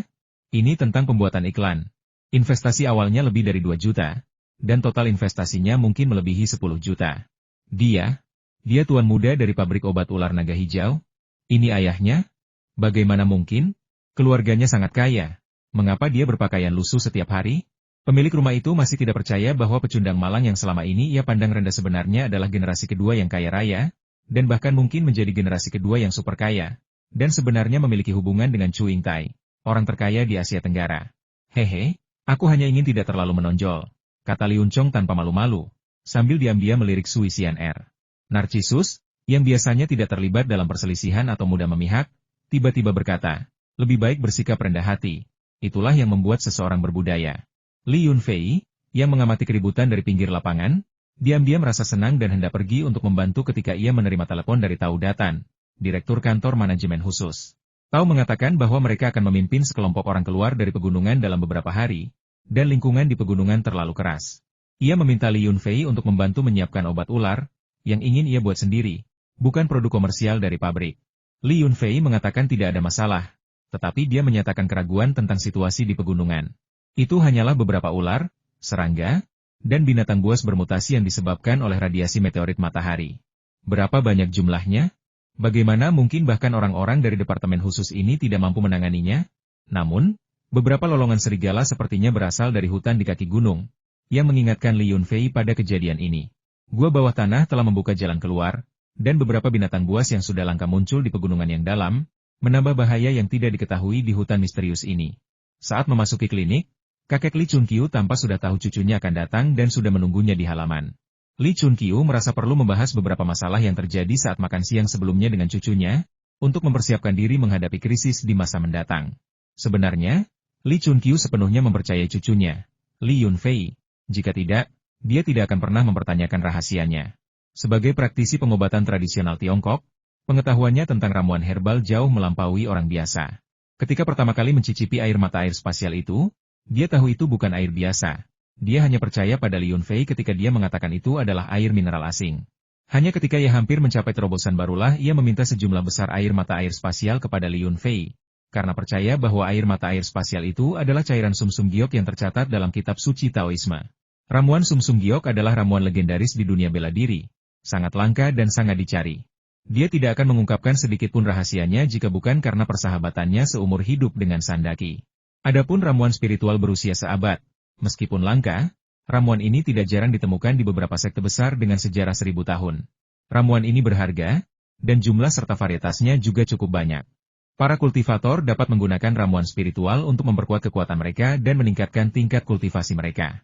Orang biasa yang memperoleh ramuan spiritual seringkali dapat memperpanjang hidup mereka dan memperkuat tubuh mereka. Li Chunqiu tahu bahwa cucunya telah menjual banyak ramuan obat, itulah sebabnya Chu Yingtai, Zheng Xinyan, dan yang lainnya berkumpul di sekitarnya. Ada keuntungan dan kerugiannya, dan dia tidak ingin mengomentarinya. Meskipun itu mungkin menimbulkan rasa iri, dengan dia yang bertanggung jawab, tidak akan ada penjahat nekat yang menerobos masuk untuk mencuri ramuan tersebut. Sekte Landuo adalah sekte terkenal di dunia seni bela diri. Mereka telah meninggalkan beberapa jejak tangan berdarah di gerbang rumah Li Yunfei, yang merupakan ancaman khas. Akibatnya, setelah meninggalkan jejak tangan berdarah itu, bukan hanya tidak ada yang mampu membantai rumah Li Yunfei, tetapi juga memprovokasi Li Chunqiu untuk membantai Kui Landuo, memaksa murid Buddha Huyan untuk tinggal di desa keluarga Li sebagai sandera selama bertahun-tahun. Masalah ini dianggap sangat rahasia di desa keluarga Li, tetapi di dunia bela diri, tidak ada yang bisa disembunyikan selamanya. Hal itu sudah menjadi buah bibir di kota. Jika tidak, pertanian Li Yunfei tidak akan begitu damai, tanpa ada seorang pun yang datang untuk membuat masalah. Bahkan sekte Fudi, yang telah menderita kerugian besar, tetap diam, tidak berani membalas dendam. Adapun para murid dari berbagai sekte yang pergi ke pegunungan untuk mencari ramuan obat dan meteorit matahari, tidak ada yang berani membuat masalah di desa keluarga Li. Kemalangan keluarga Cai adalah contoh nyata. Mereka secara misterius kehilangan seorang kultivator spiritual tingkat tinggi dari alam kedua, tanpa jejak. Kakek, aku sudah kembali. Aku sudah melaporkan gangguan hewan yang tidak biasa ini ke Pusat Perlindungan Hewan dan Tumbuhan, kata Li Yunfei sambil berjalan mendekat. Baiklah, aku mengerti. Silakan duduk dan mari kita bicara. Li Chunqiu menunjuk ke meja dan bangku batu di halaman, perlahan mengayunkan tubuhnya, dan langsung muncul di bangku-bangku tersebut. Li Yunfei berkedip beberapa kali. Jika bukan karena hembusan angin aneh yang bertiup di depannya, dia pasti mengira sedang berhalusinasi. Tampaknya kakeknya telah stabil di alam kultivasi ketiga, dan serangannya kini mulus dan alami. Wow, kemampuan kakek meningkat lagi. Selamat. Li Yunfei dipenuhi rasa iri. Tetapi pada saat yang sama ia diam-diam bertanya-tanya mengapa kemampuannya tidak meningkat secepat kakeknya. Meskipun ia meminum sari mata air ruang angkasa setiap hari dan menggunakannya untuk mandi, menyikat gigi, dan mencuci muka. Untungnya, Li Yunfei tidak mengatakan ini dengan lantang. Jika tidak, dia pasti akan dipukuli sampai mati oleh sejumlah besar ahli bela diri. Dia minum cairan sumsum giok setiap hari dan baru berlatih bela diri selama beberapa tahun. Namun dia telah mengasah tubuhnya menjadi monster humanoid. Kekuatan jiwanya telah lama melampaui tingkat pemahaman orang-orang bela diri. Keberadaannya adalah kode curang. Hentikan omong kosongmu, aku perlu bicara denganmu tentang urusan serius. Bicaralah dengan bebas, tidak ada yang boleh menguping. Sambil berbicara, Li Chunqiu menghentakkan kaki kanannya dengan ringan, mengirimkan partikel debu yang tak terhitung jumlahnya berterbangan dari lempengan batu biru. Debu itu tampak bergerak perlahan namun cepat, seketika membentuk tirai cahaya yang hampir tak terlihat oleh mata telanjang. Sepenuhnya menyelimuti mereka berdua dalam radius 2 atau 3 meter. Li Yunfei melirik layar cahaya itu dengan terkejut dan berkata dengan takjub, praktisi bela diri juga bisa menggunakan teknik kultivasi spiritual? Ini sangat praktis. Apakah kau baru saja menemukannya sendiri? Ajari aku. Kau bisa melihat penghalang cahaya ini? Penglihatanmu bagus. Li Chunqiu sama terkejutnya. Tetapi kemudian, mengingat bahwa cucunya ini menyimpan banyak rahasia, dia tidak repot-repot mengorek-ngorek. Dia hanya berkata, baiklah, jika kau ingin belajar, aku akan mengajarimu caranya nanti. Namun, apakah kau bisa menggunakannya atau tidak tergantung pada kemampuanmu. Sekarang mari kita bicara tentang ramuan spiritual. Apakah kau menemukan kebun obat yang ditinggalkan oleh seorang tetua di pegunungan? Hehe, kakek juga berpikir begitu. Ya, memang ada kebun obat seperti itu, dengan cukup banyak tanaman obat spiritual yang sudah tua. Cairan sumsum giok yang kau sebutkan juga berasal dari sana. Jika kakek menginginkannya, aku bisa memetik beberapa lagi. Li Yunfei memutuskan untuk ikut bermain, tidak ingin mengungkapkan rahasia sebenarnya yang terlalu sulit dipercaya. Menjelaskannya hanya akan memperburuk keadaan. Li Chunqiu menggelengkan kepalanya dan berkata, kulturku telah mencapai alam ketiga, dan ramuan spiritual tidak banyak berguna bagiku. Di mataku, sayuran yang kau kirimkan tidak kalah dengan ramuan spiritual berusia seabad. Jika kau benar-benar memilikinya, simpanlah untuk UNU dan dirimu sendiri. Jangan sia-siakan. Sumber daya selalu terbatas. Jangan menunggu sampai ramuan spiritual habis sebelum kau menyadari nilai sebenarnya. Apa maksud kakek? Tanya Li Yunfei dengan bingung. Li Chunqiu memberi nasihat, karena kau sudah mengungkapkan soal ramuan itu, cepat atau lambat kau pasti akan menarik rasa iri. Meskipun aku sudah memasuki alam ketiga dan memiliki umur panjang, aku tetap akan menjadi tua suatu hari nanti. Jika kultivasi kau dan UNU tidak bisa mengimbangi, keluargamu akan menjadi sasaran musuh cepat atau lambat, dan kalian bahkan tidak akan bisa melindungi diri sendiri. Lalu apa gunanya menghasilkan begitu banyak uang? Jadi, selagi kalian memiliki sumber daya yang dibutuhkan, cobalah untuk membina beberapa teman yang dapat dibimbing. Dengan bantuan mereka, meskipun tidak 100% aman, itu jauh lebih baik daripada kekuatan kalian berdua yang terbatas. Kakek, apakah kakek khawatir dengan pertanyaan-pertanyaan yang diajukan orang-orang saat makan siang tadi? Apa pendapat kakek tentang Chu Yingtai, Zheng Xinyan, dan Gu Zaoji? Tanya Li Yunfei. Chu Yingtai berasal dari keluarga yang sangat kaya. Tingkat kultivasinya sebagai taisu sepenuhnya dibangun dengan obat spiritual dan uang. Sekarang dia sudah tua, dia mungkin tidak memiliki prospek masa depan. Namun, jaringan koneksi dan kekuatan ekonominya sangat kuat. Dia bisa menjadi teman, tetapi Anda tidak dapat mengandalkannya untuk melindungi keselamatan anak dan cucu Anda. Zheng Xinyan dan Gu Zaoji adalah kandidat yang baik, tetapi mereka memiliki sekte dan keluarga mereka sendiri. Jika sesuatu yang besar terjadi di masa depan, mereka mungkin memiliki terlalu banyak kekhawatiran dan mungkin tidak dapat sepenuhnya berada di pihak kita. Li Chunqiu berbicara dengan fasih, menganalisis para kultivator di sekitar Li Yunfei. Mendengar itu, Li Yunfei berkata dengan ekspresi khawatir, "Oh, aku belum memikirkan itu. Yah, ayah mertuaku, kakek dari pihak ibu, dan pamanku juga kerabat dekat. Memberi mereka beberapa keuntungan untuk meningkatkan keterampilan mereka seharusnya bisa diterima, kan?" Li Chunqiu berpikir sejenak dan berkata, "Baiklah, aku tidak keberatan. Aku hanya mengingatkanmu untuk lebih berhati-hati. Ambil contoh keluarga Gong. Mereka termasuk kekuatan yang besar, dan kau tidak bisa memenangkan hati mereka. Paling-paling, kau hanya bisa mengembangkan mereka menjadi sekutu. Untung kau tidak menyebut keluarga Gong sebelumnya." Setelah berdiskusi beberapa saat, Li Chunqiu merasa yakin bahwa Li Yunfei telah melakukan persiapan dan dia tidak akan bisa menemukan celah apapun darinya. Kemudian dia memberikan teknik kecil untuk menciptakan penghalang kedap suara kepada Li Yunfei. Teknik kecil ini terdengar mudah, tetapi bagi seorang seniman bela diri untuk menggunakannya, mereka perlu mencapai setidaknya tingkat energi internal kedua. Meskipun Li Chunqiu tahu bahwa kungfu cucunya misterius dan aneh, dia tidak terlalu mengagumi Li Yunfei dan tidak percaya bahwa dia bisa menggunakan penghalang kedap suara tingkat pertama. Dia menoleh dan melihat Sandaki mengendap-endap di samping. Ingin mendekat tetapi takut mereka akan salah paham. Ekspresinya sangat canggung.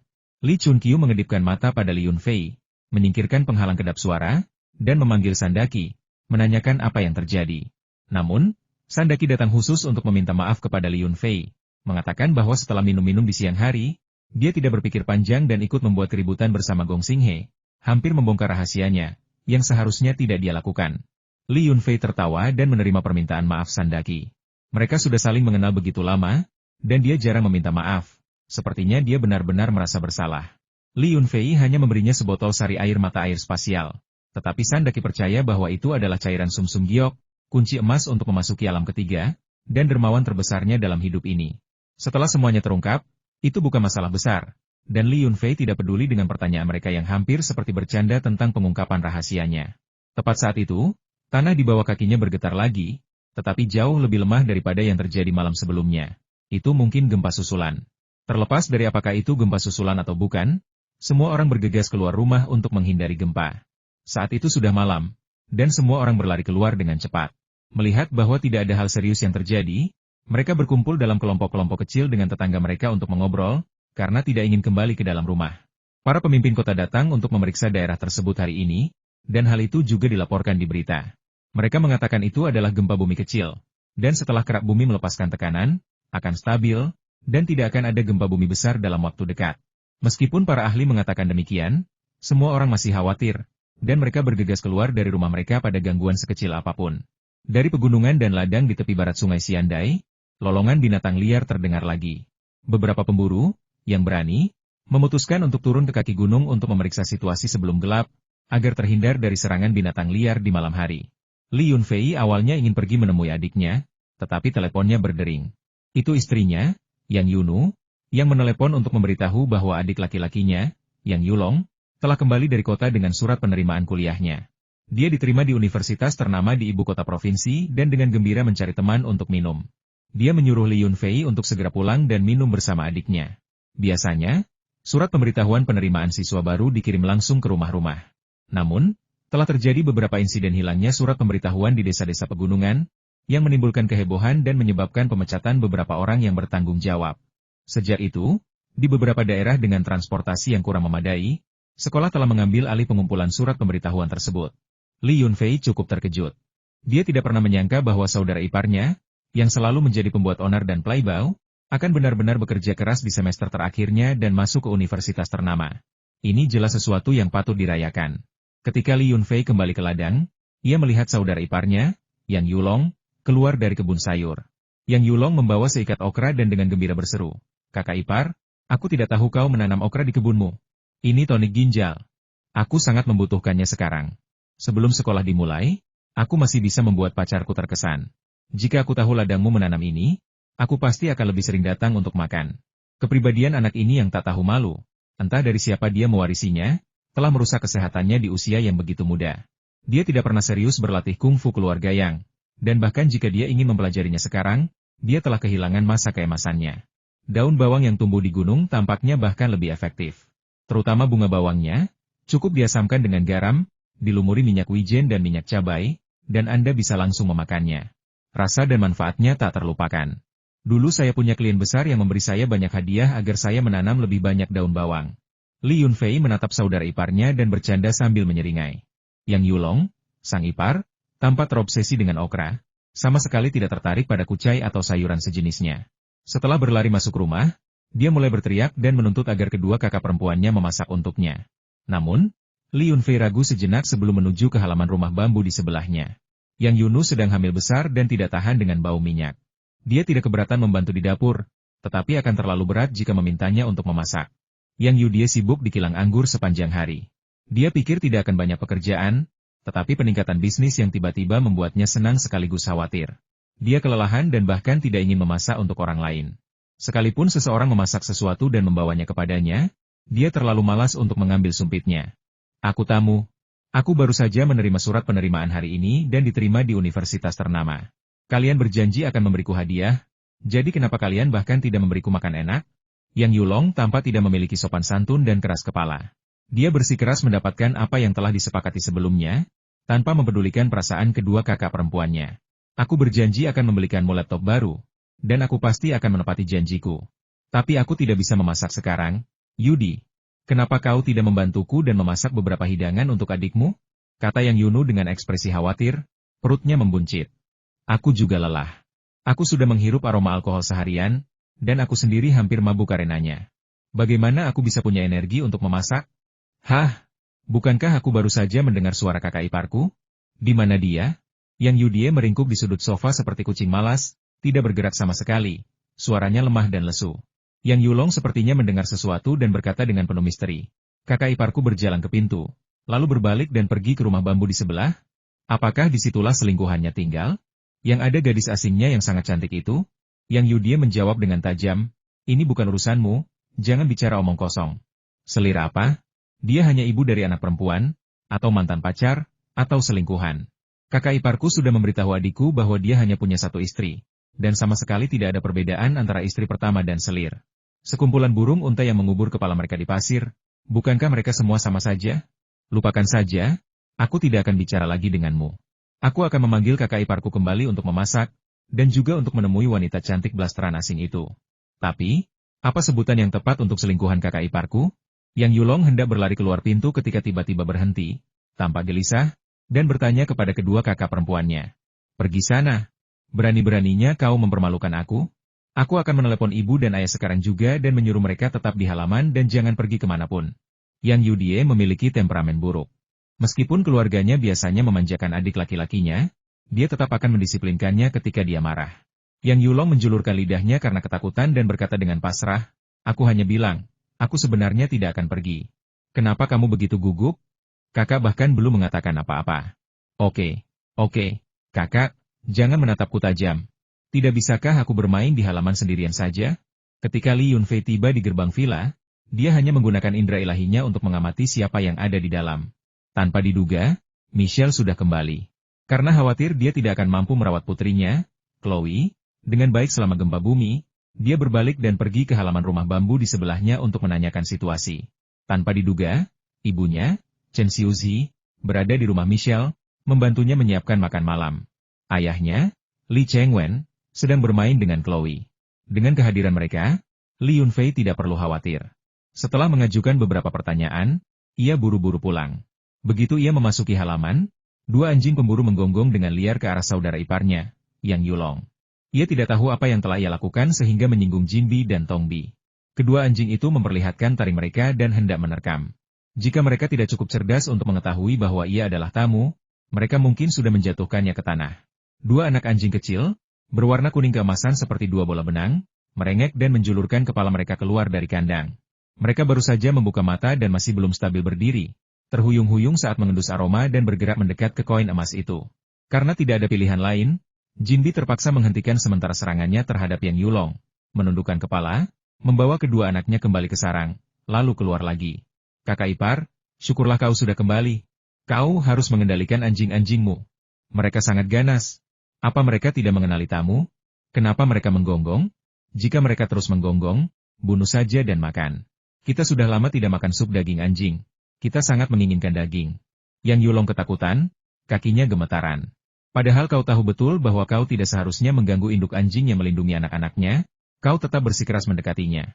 Jika dia tidak menggigitmu, siapa lagi yang akan dia gigit? Li Yunfei tidak berniat memanjakan saudara iparnya. Sekarang setelah diterima di universitas, dia harus hidup seperti seorang pria. Yang Yulong menghela napas dan mengikuti Li Yunfei masuk ke dalam rumah Hei. Aku hanya penasaran dan mengintip ke dalam kandang beberapa kali lagi. Bukankah itu diperbolehkan? Anjingmu terlalu galak. Ah sudahlah, orang dewasa tidak menyimpan dendam terhadap anjing. Aku tidak akan mempermasalahkannya hari ini. Ngomong-ngomong, adikku sedang menunggumu pulang dan memasak. Cepat tumis okra itu untukku, aku ingin yang pedas.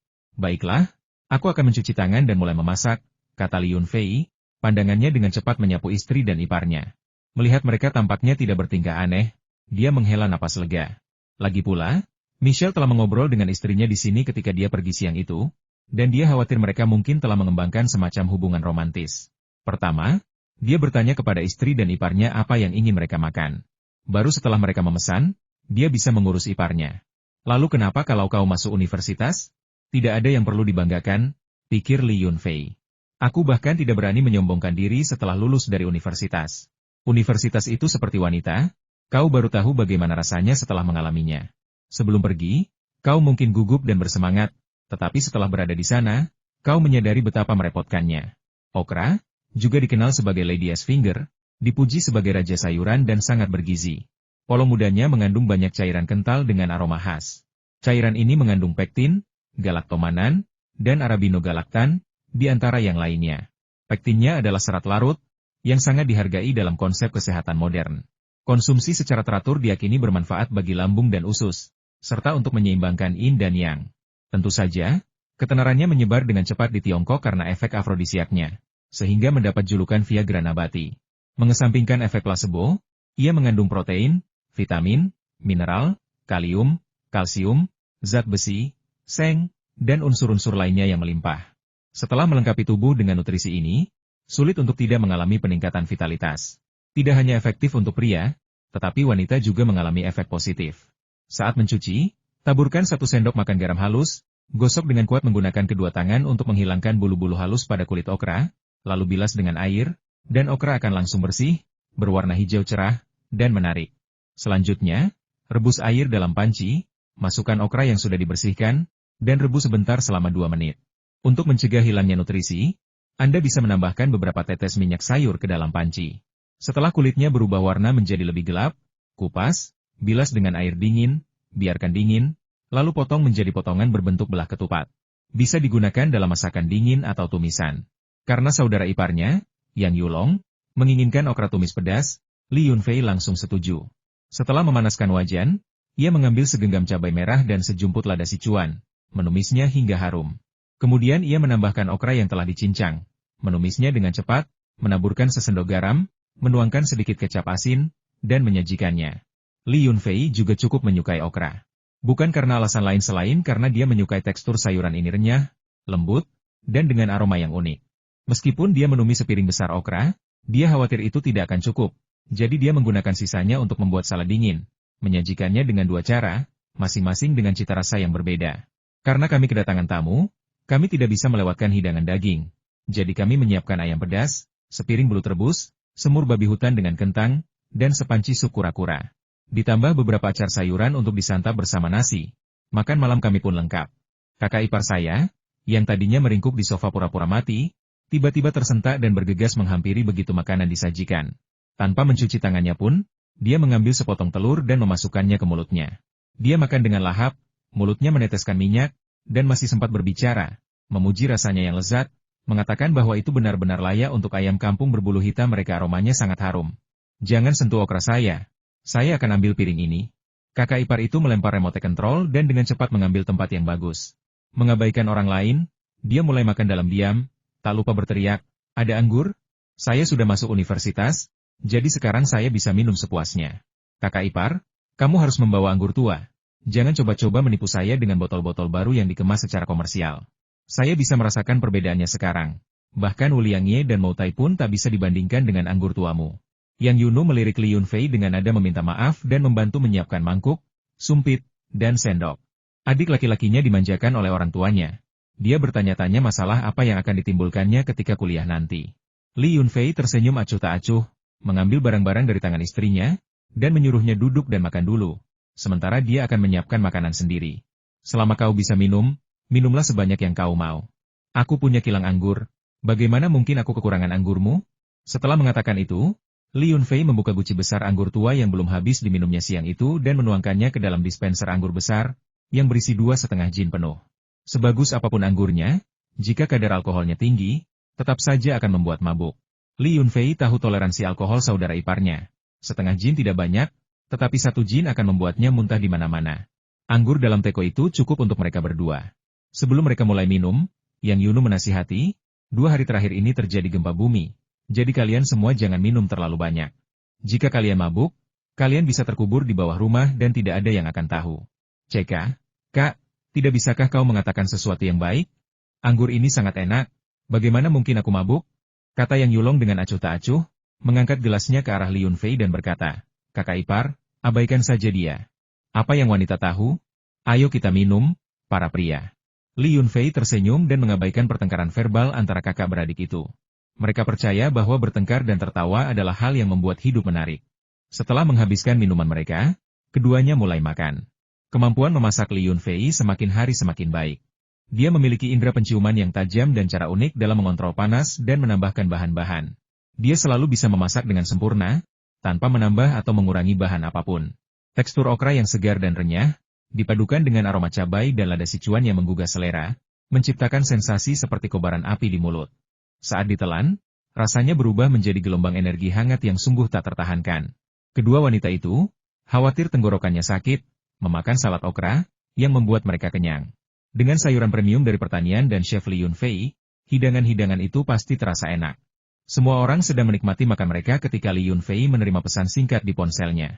Pesan itu dari Sekretaris Gong, Kepala Sekretaris Pemerintah Provinsi, yang mengatakan bahwa atasannya akan pergi ke kabupaten besok untuk memeriksa bencana gempa bumi dan akan secara kebetulan mampir ke Li Jiasai. Siapa atasan Sekretaris Gong? Gubernur Provinsi. Li Yunfei sedikit terkejut. Dia tidak menyangka gubernur akan menepati janjinya. Saat pergi terakhir kali, gubernur mengatakan akan datang untuk liburan musim panas, tetapi dia tidak menyangka gubernur akan datang ke desa keluarga Li saat ini. Liburan penuh tidak mungkin, tetapi tinggal selama 1 atau 2 hari dan makan beberapa hidangan ala pedesaan masih memungkinkan. Ketika Li Yunfei menerima pesan teks dari Sekretaris Gong, dia tidak terlalu memikirkannya. Dia dan gubernur memiliki hubungan yang cukup baik, dan mereka bisa bercanda ketika gubernur datang berkunjung. Jika itu kunjungan pribadi, dia bisa menyiapkan jamuan makan untuk gubernur di rumahnya dan minum-minum bersama, yang akan diterima. Namun, gubernur datang untuk urusan resmi kali ini, dan melakukan hal itu mungkin tidak akan memberikan kesan yang baik pada gubernur. Sekretaris Gong mengirim pesan kepada Li Yunfei terlebih dahulu agar ia dapat mempersiapkan dan mengatur penyambutan. Di sisi lain, hal ini juga mempererat persahabatan mereka, sehingga mencapai 2 tujuan sekaligus. Li Yunfei berpikir sejenak dan memutuskan untuk membicarakannya dengan kepala desa, Li Tian. Mereka harus membersihkan apa yang perlu dibersihkan dan menyeka apa yang perlu diseka, agar tidak mengejutkan seluruh desa dan membuat semua orang terlihat buruk. Kakak ipar, ada apa? Tanya Yang Yulong cepat, melihat Li Yunfei sepertinya sedang memikirkan sesuatu. Bukan apa-apa, hanya soal gempa bumi. Gubernur menanggapinya dengan sangat serius, jadi dia ingin memeriksa daerah kita. Dia mungkin akan mengunjungi kita di sini suatu saat nanti. Jelas Li Yunfei, lalu berkata kepada Yang Yulong, baiklah, tidak ada yang serius. Aku akan pergi ke rumah kepala desa setelah makan malam dan memberitahunya.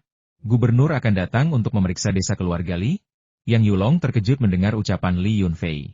Sepanjang hidupnya, Yang Yulong belum pernah melihat pejabat setinggi gubernur. Namun, setelah mendengar ucapan Yang Yunu, ia semakin mengagumi Li Yunfei. Gubernur itu, yang datang ke rumah kita untuk makan malam?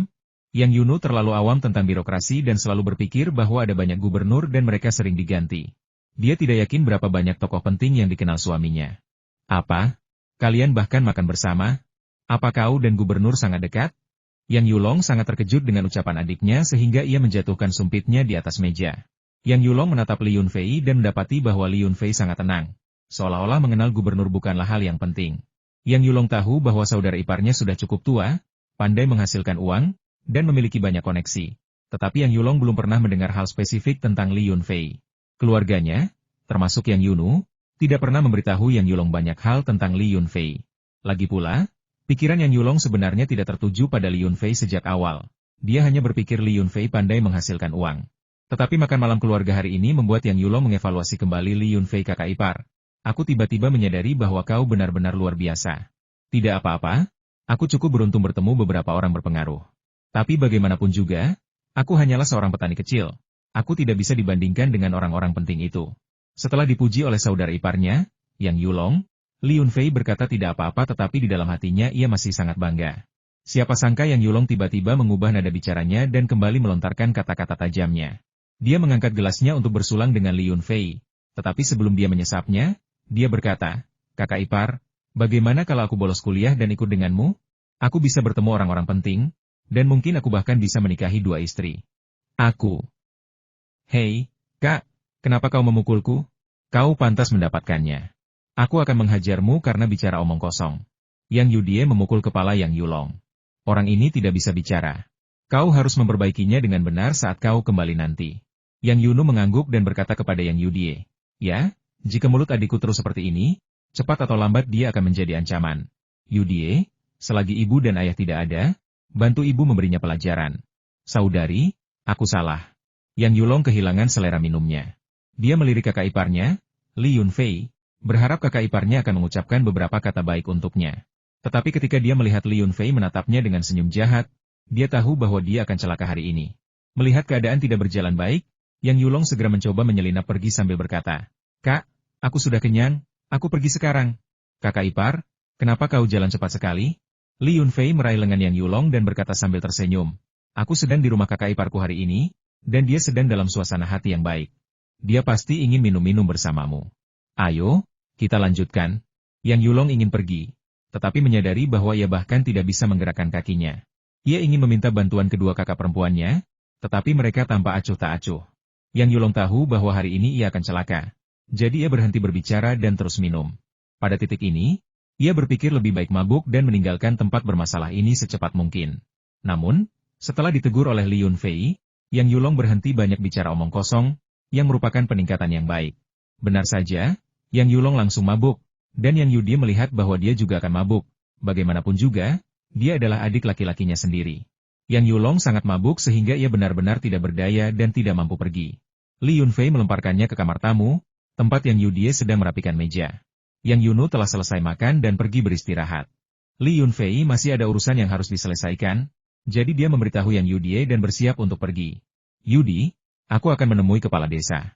Kau tinggal di rumah dan jaga adik dan kakakmu," kata Li Yunfei kepada Yang Yudi sambil berjalan keluar. Yang Yudi mengangguk setuju. Li Yunfei tidak perlu terlalu khawatir dan langsung pergi. Hari sudah mulai gelap ketika saya tiba di rumah Li Tianlai dan memanggil dari pintu. "Kepala desa, apakah Anda di rumah?" "Ya, aku pulang." Li Yunfei belum selesai berbicara ketika dia mendengar suara Li Tianlai, yang dengan tergesa-gesa dia serukan, "Fua, kau akhirnya datang. Jika kau tidak datang kepadaku, aku akan datang kepadamu." Li Yunfei bingung melihat keadaan Li Tianlai yang gelisah. Ia bahkan belum menjelaskan mengapa ia berada di sana. Dan Li Tianlai sudah begitu gelisah. Apakah ia juga memiliki sesuatu untuk ditanyakan kepadanya? "Paman, katakan saja apa yang salah." "Paman begitu gelisah, membuatku benar-benar bingung." Li Yunfei menarik tangannya dari genggaman erat Li Tianlai, mundur 2 langkah, dan menunggu Li Tianlai berbicara. "Aku terbawa suasana." Li Tianlai menyadari bahwa ia telah lancang dan segera memberitahu Li Yunfei, lalu berkata kepadanya, "Jangan hanya berdiri di pintu, ayo masuk dan bicara." Li Yunfei mengangguk dan mengikuti Li Tianlai masuk.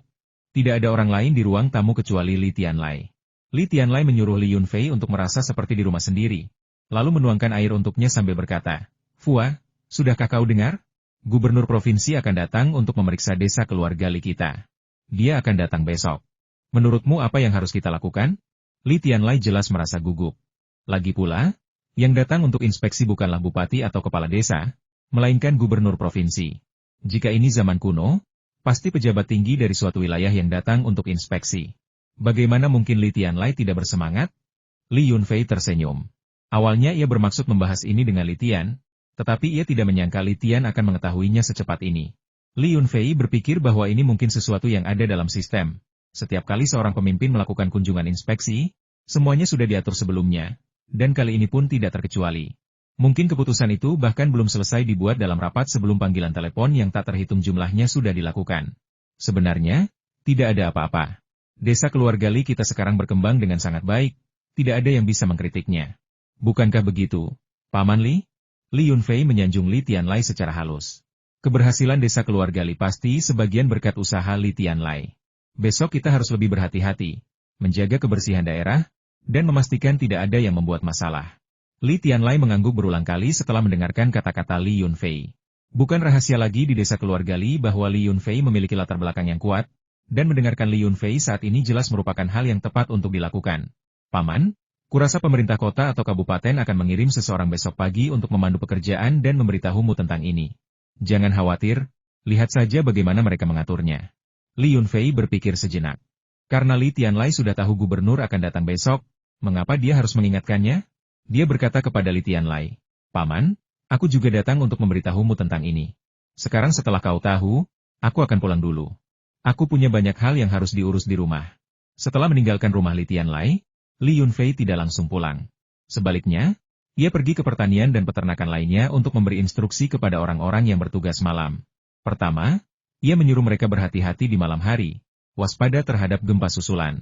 Kedua, ia menyuruh mereka mempersiapkan diri terlebih dahulu untuk inspeksi oleh tokoh-tokoh penting keesokan harinya, dan membersihkan peternakan secara menyeluruh. Ia juga menyuruh mereka untuk menghubungi pabrik obat ular Likicun dan pabrik anggur Tuan Kelima untuk mengingatkan mereka agar membersihkan tempat tersebut. Dalam perjalanan pulang, Li Yunfei bertemu dengan Li Yunchong dan Sui Xian'er. Keduanya, yang jelas-jelas menjaga jarak siang itu, kini berjalan-jalan bersama di desa di bawah kegelapan malam. Tampaknya kekuatan uang benar-benar ajaib. Pengembangan selama setengah tahun tidak dapat dibandingkan dengan terobosan hanya dalam satu sore. Terlepas dari kenyataan bahwa semua orang materialistis, dan seluk-beluk industri hiburan, Li Yunfei telah bertemu Sui Xian'er beberapa kali dan secara intuitif merasa bahwa wanita ini baik-baik saja. Lagi pula, dia baru saja memasuki industri hiburan, dan beberapa hal yang berantakan belum terjadi. Jika kakaknya bisa memenangkan hatinya, menikah, memiliki anak, dan menjalani kehidupan yang kaya dan mewah, itu bukanlah hal yang buruk.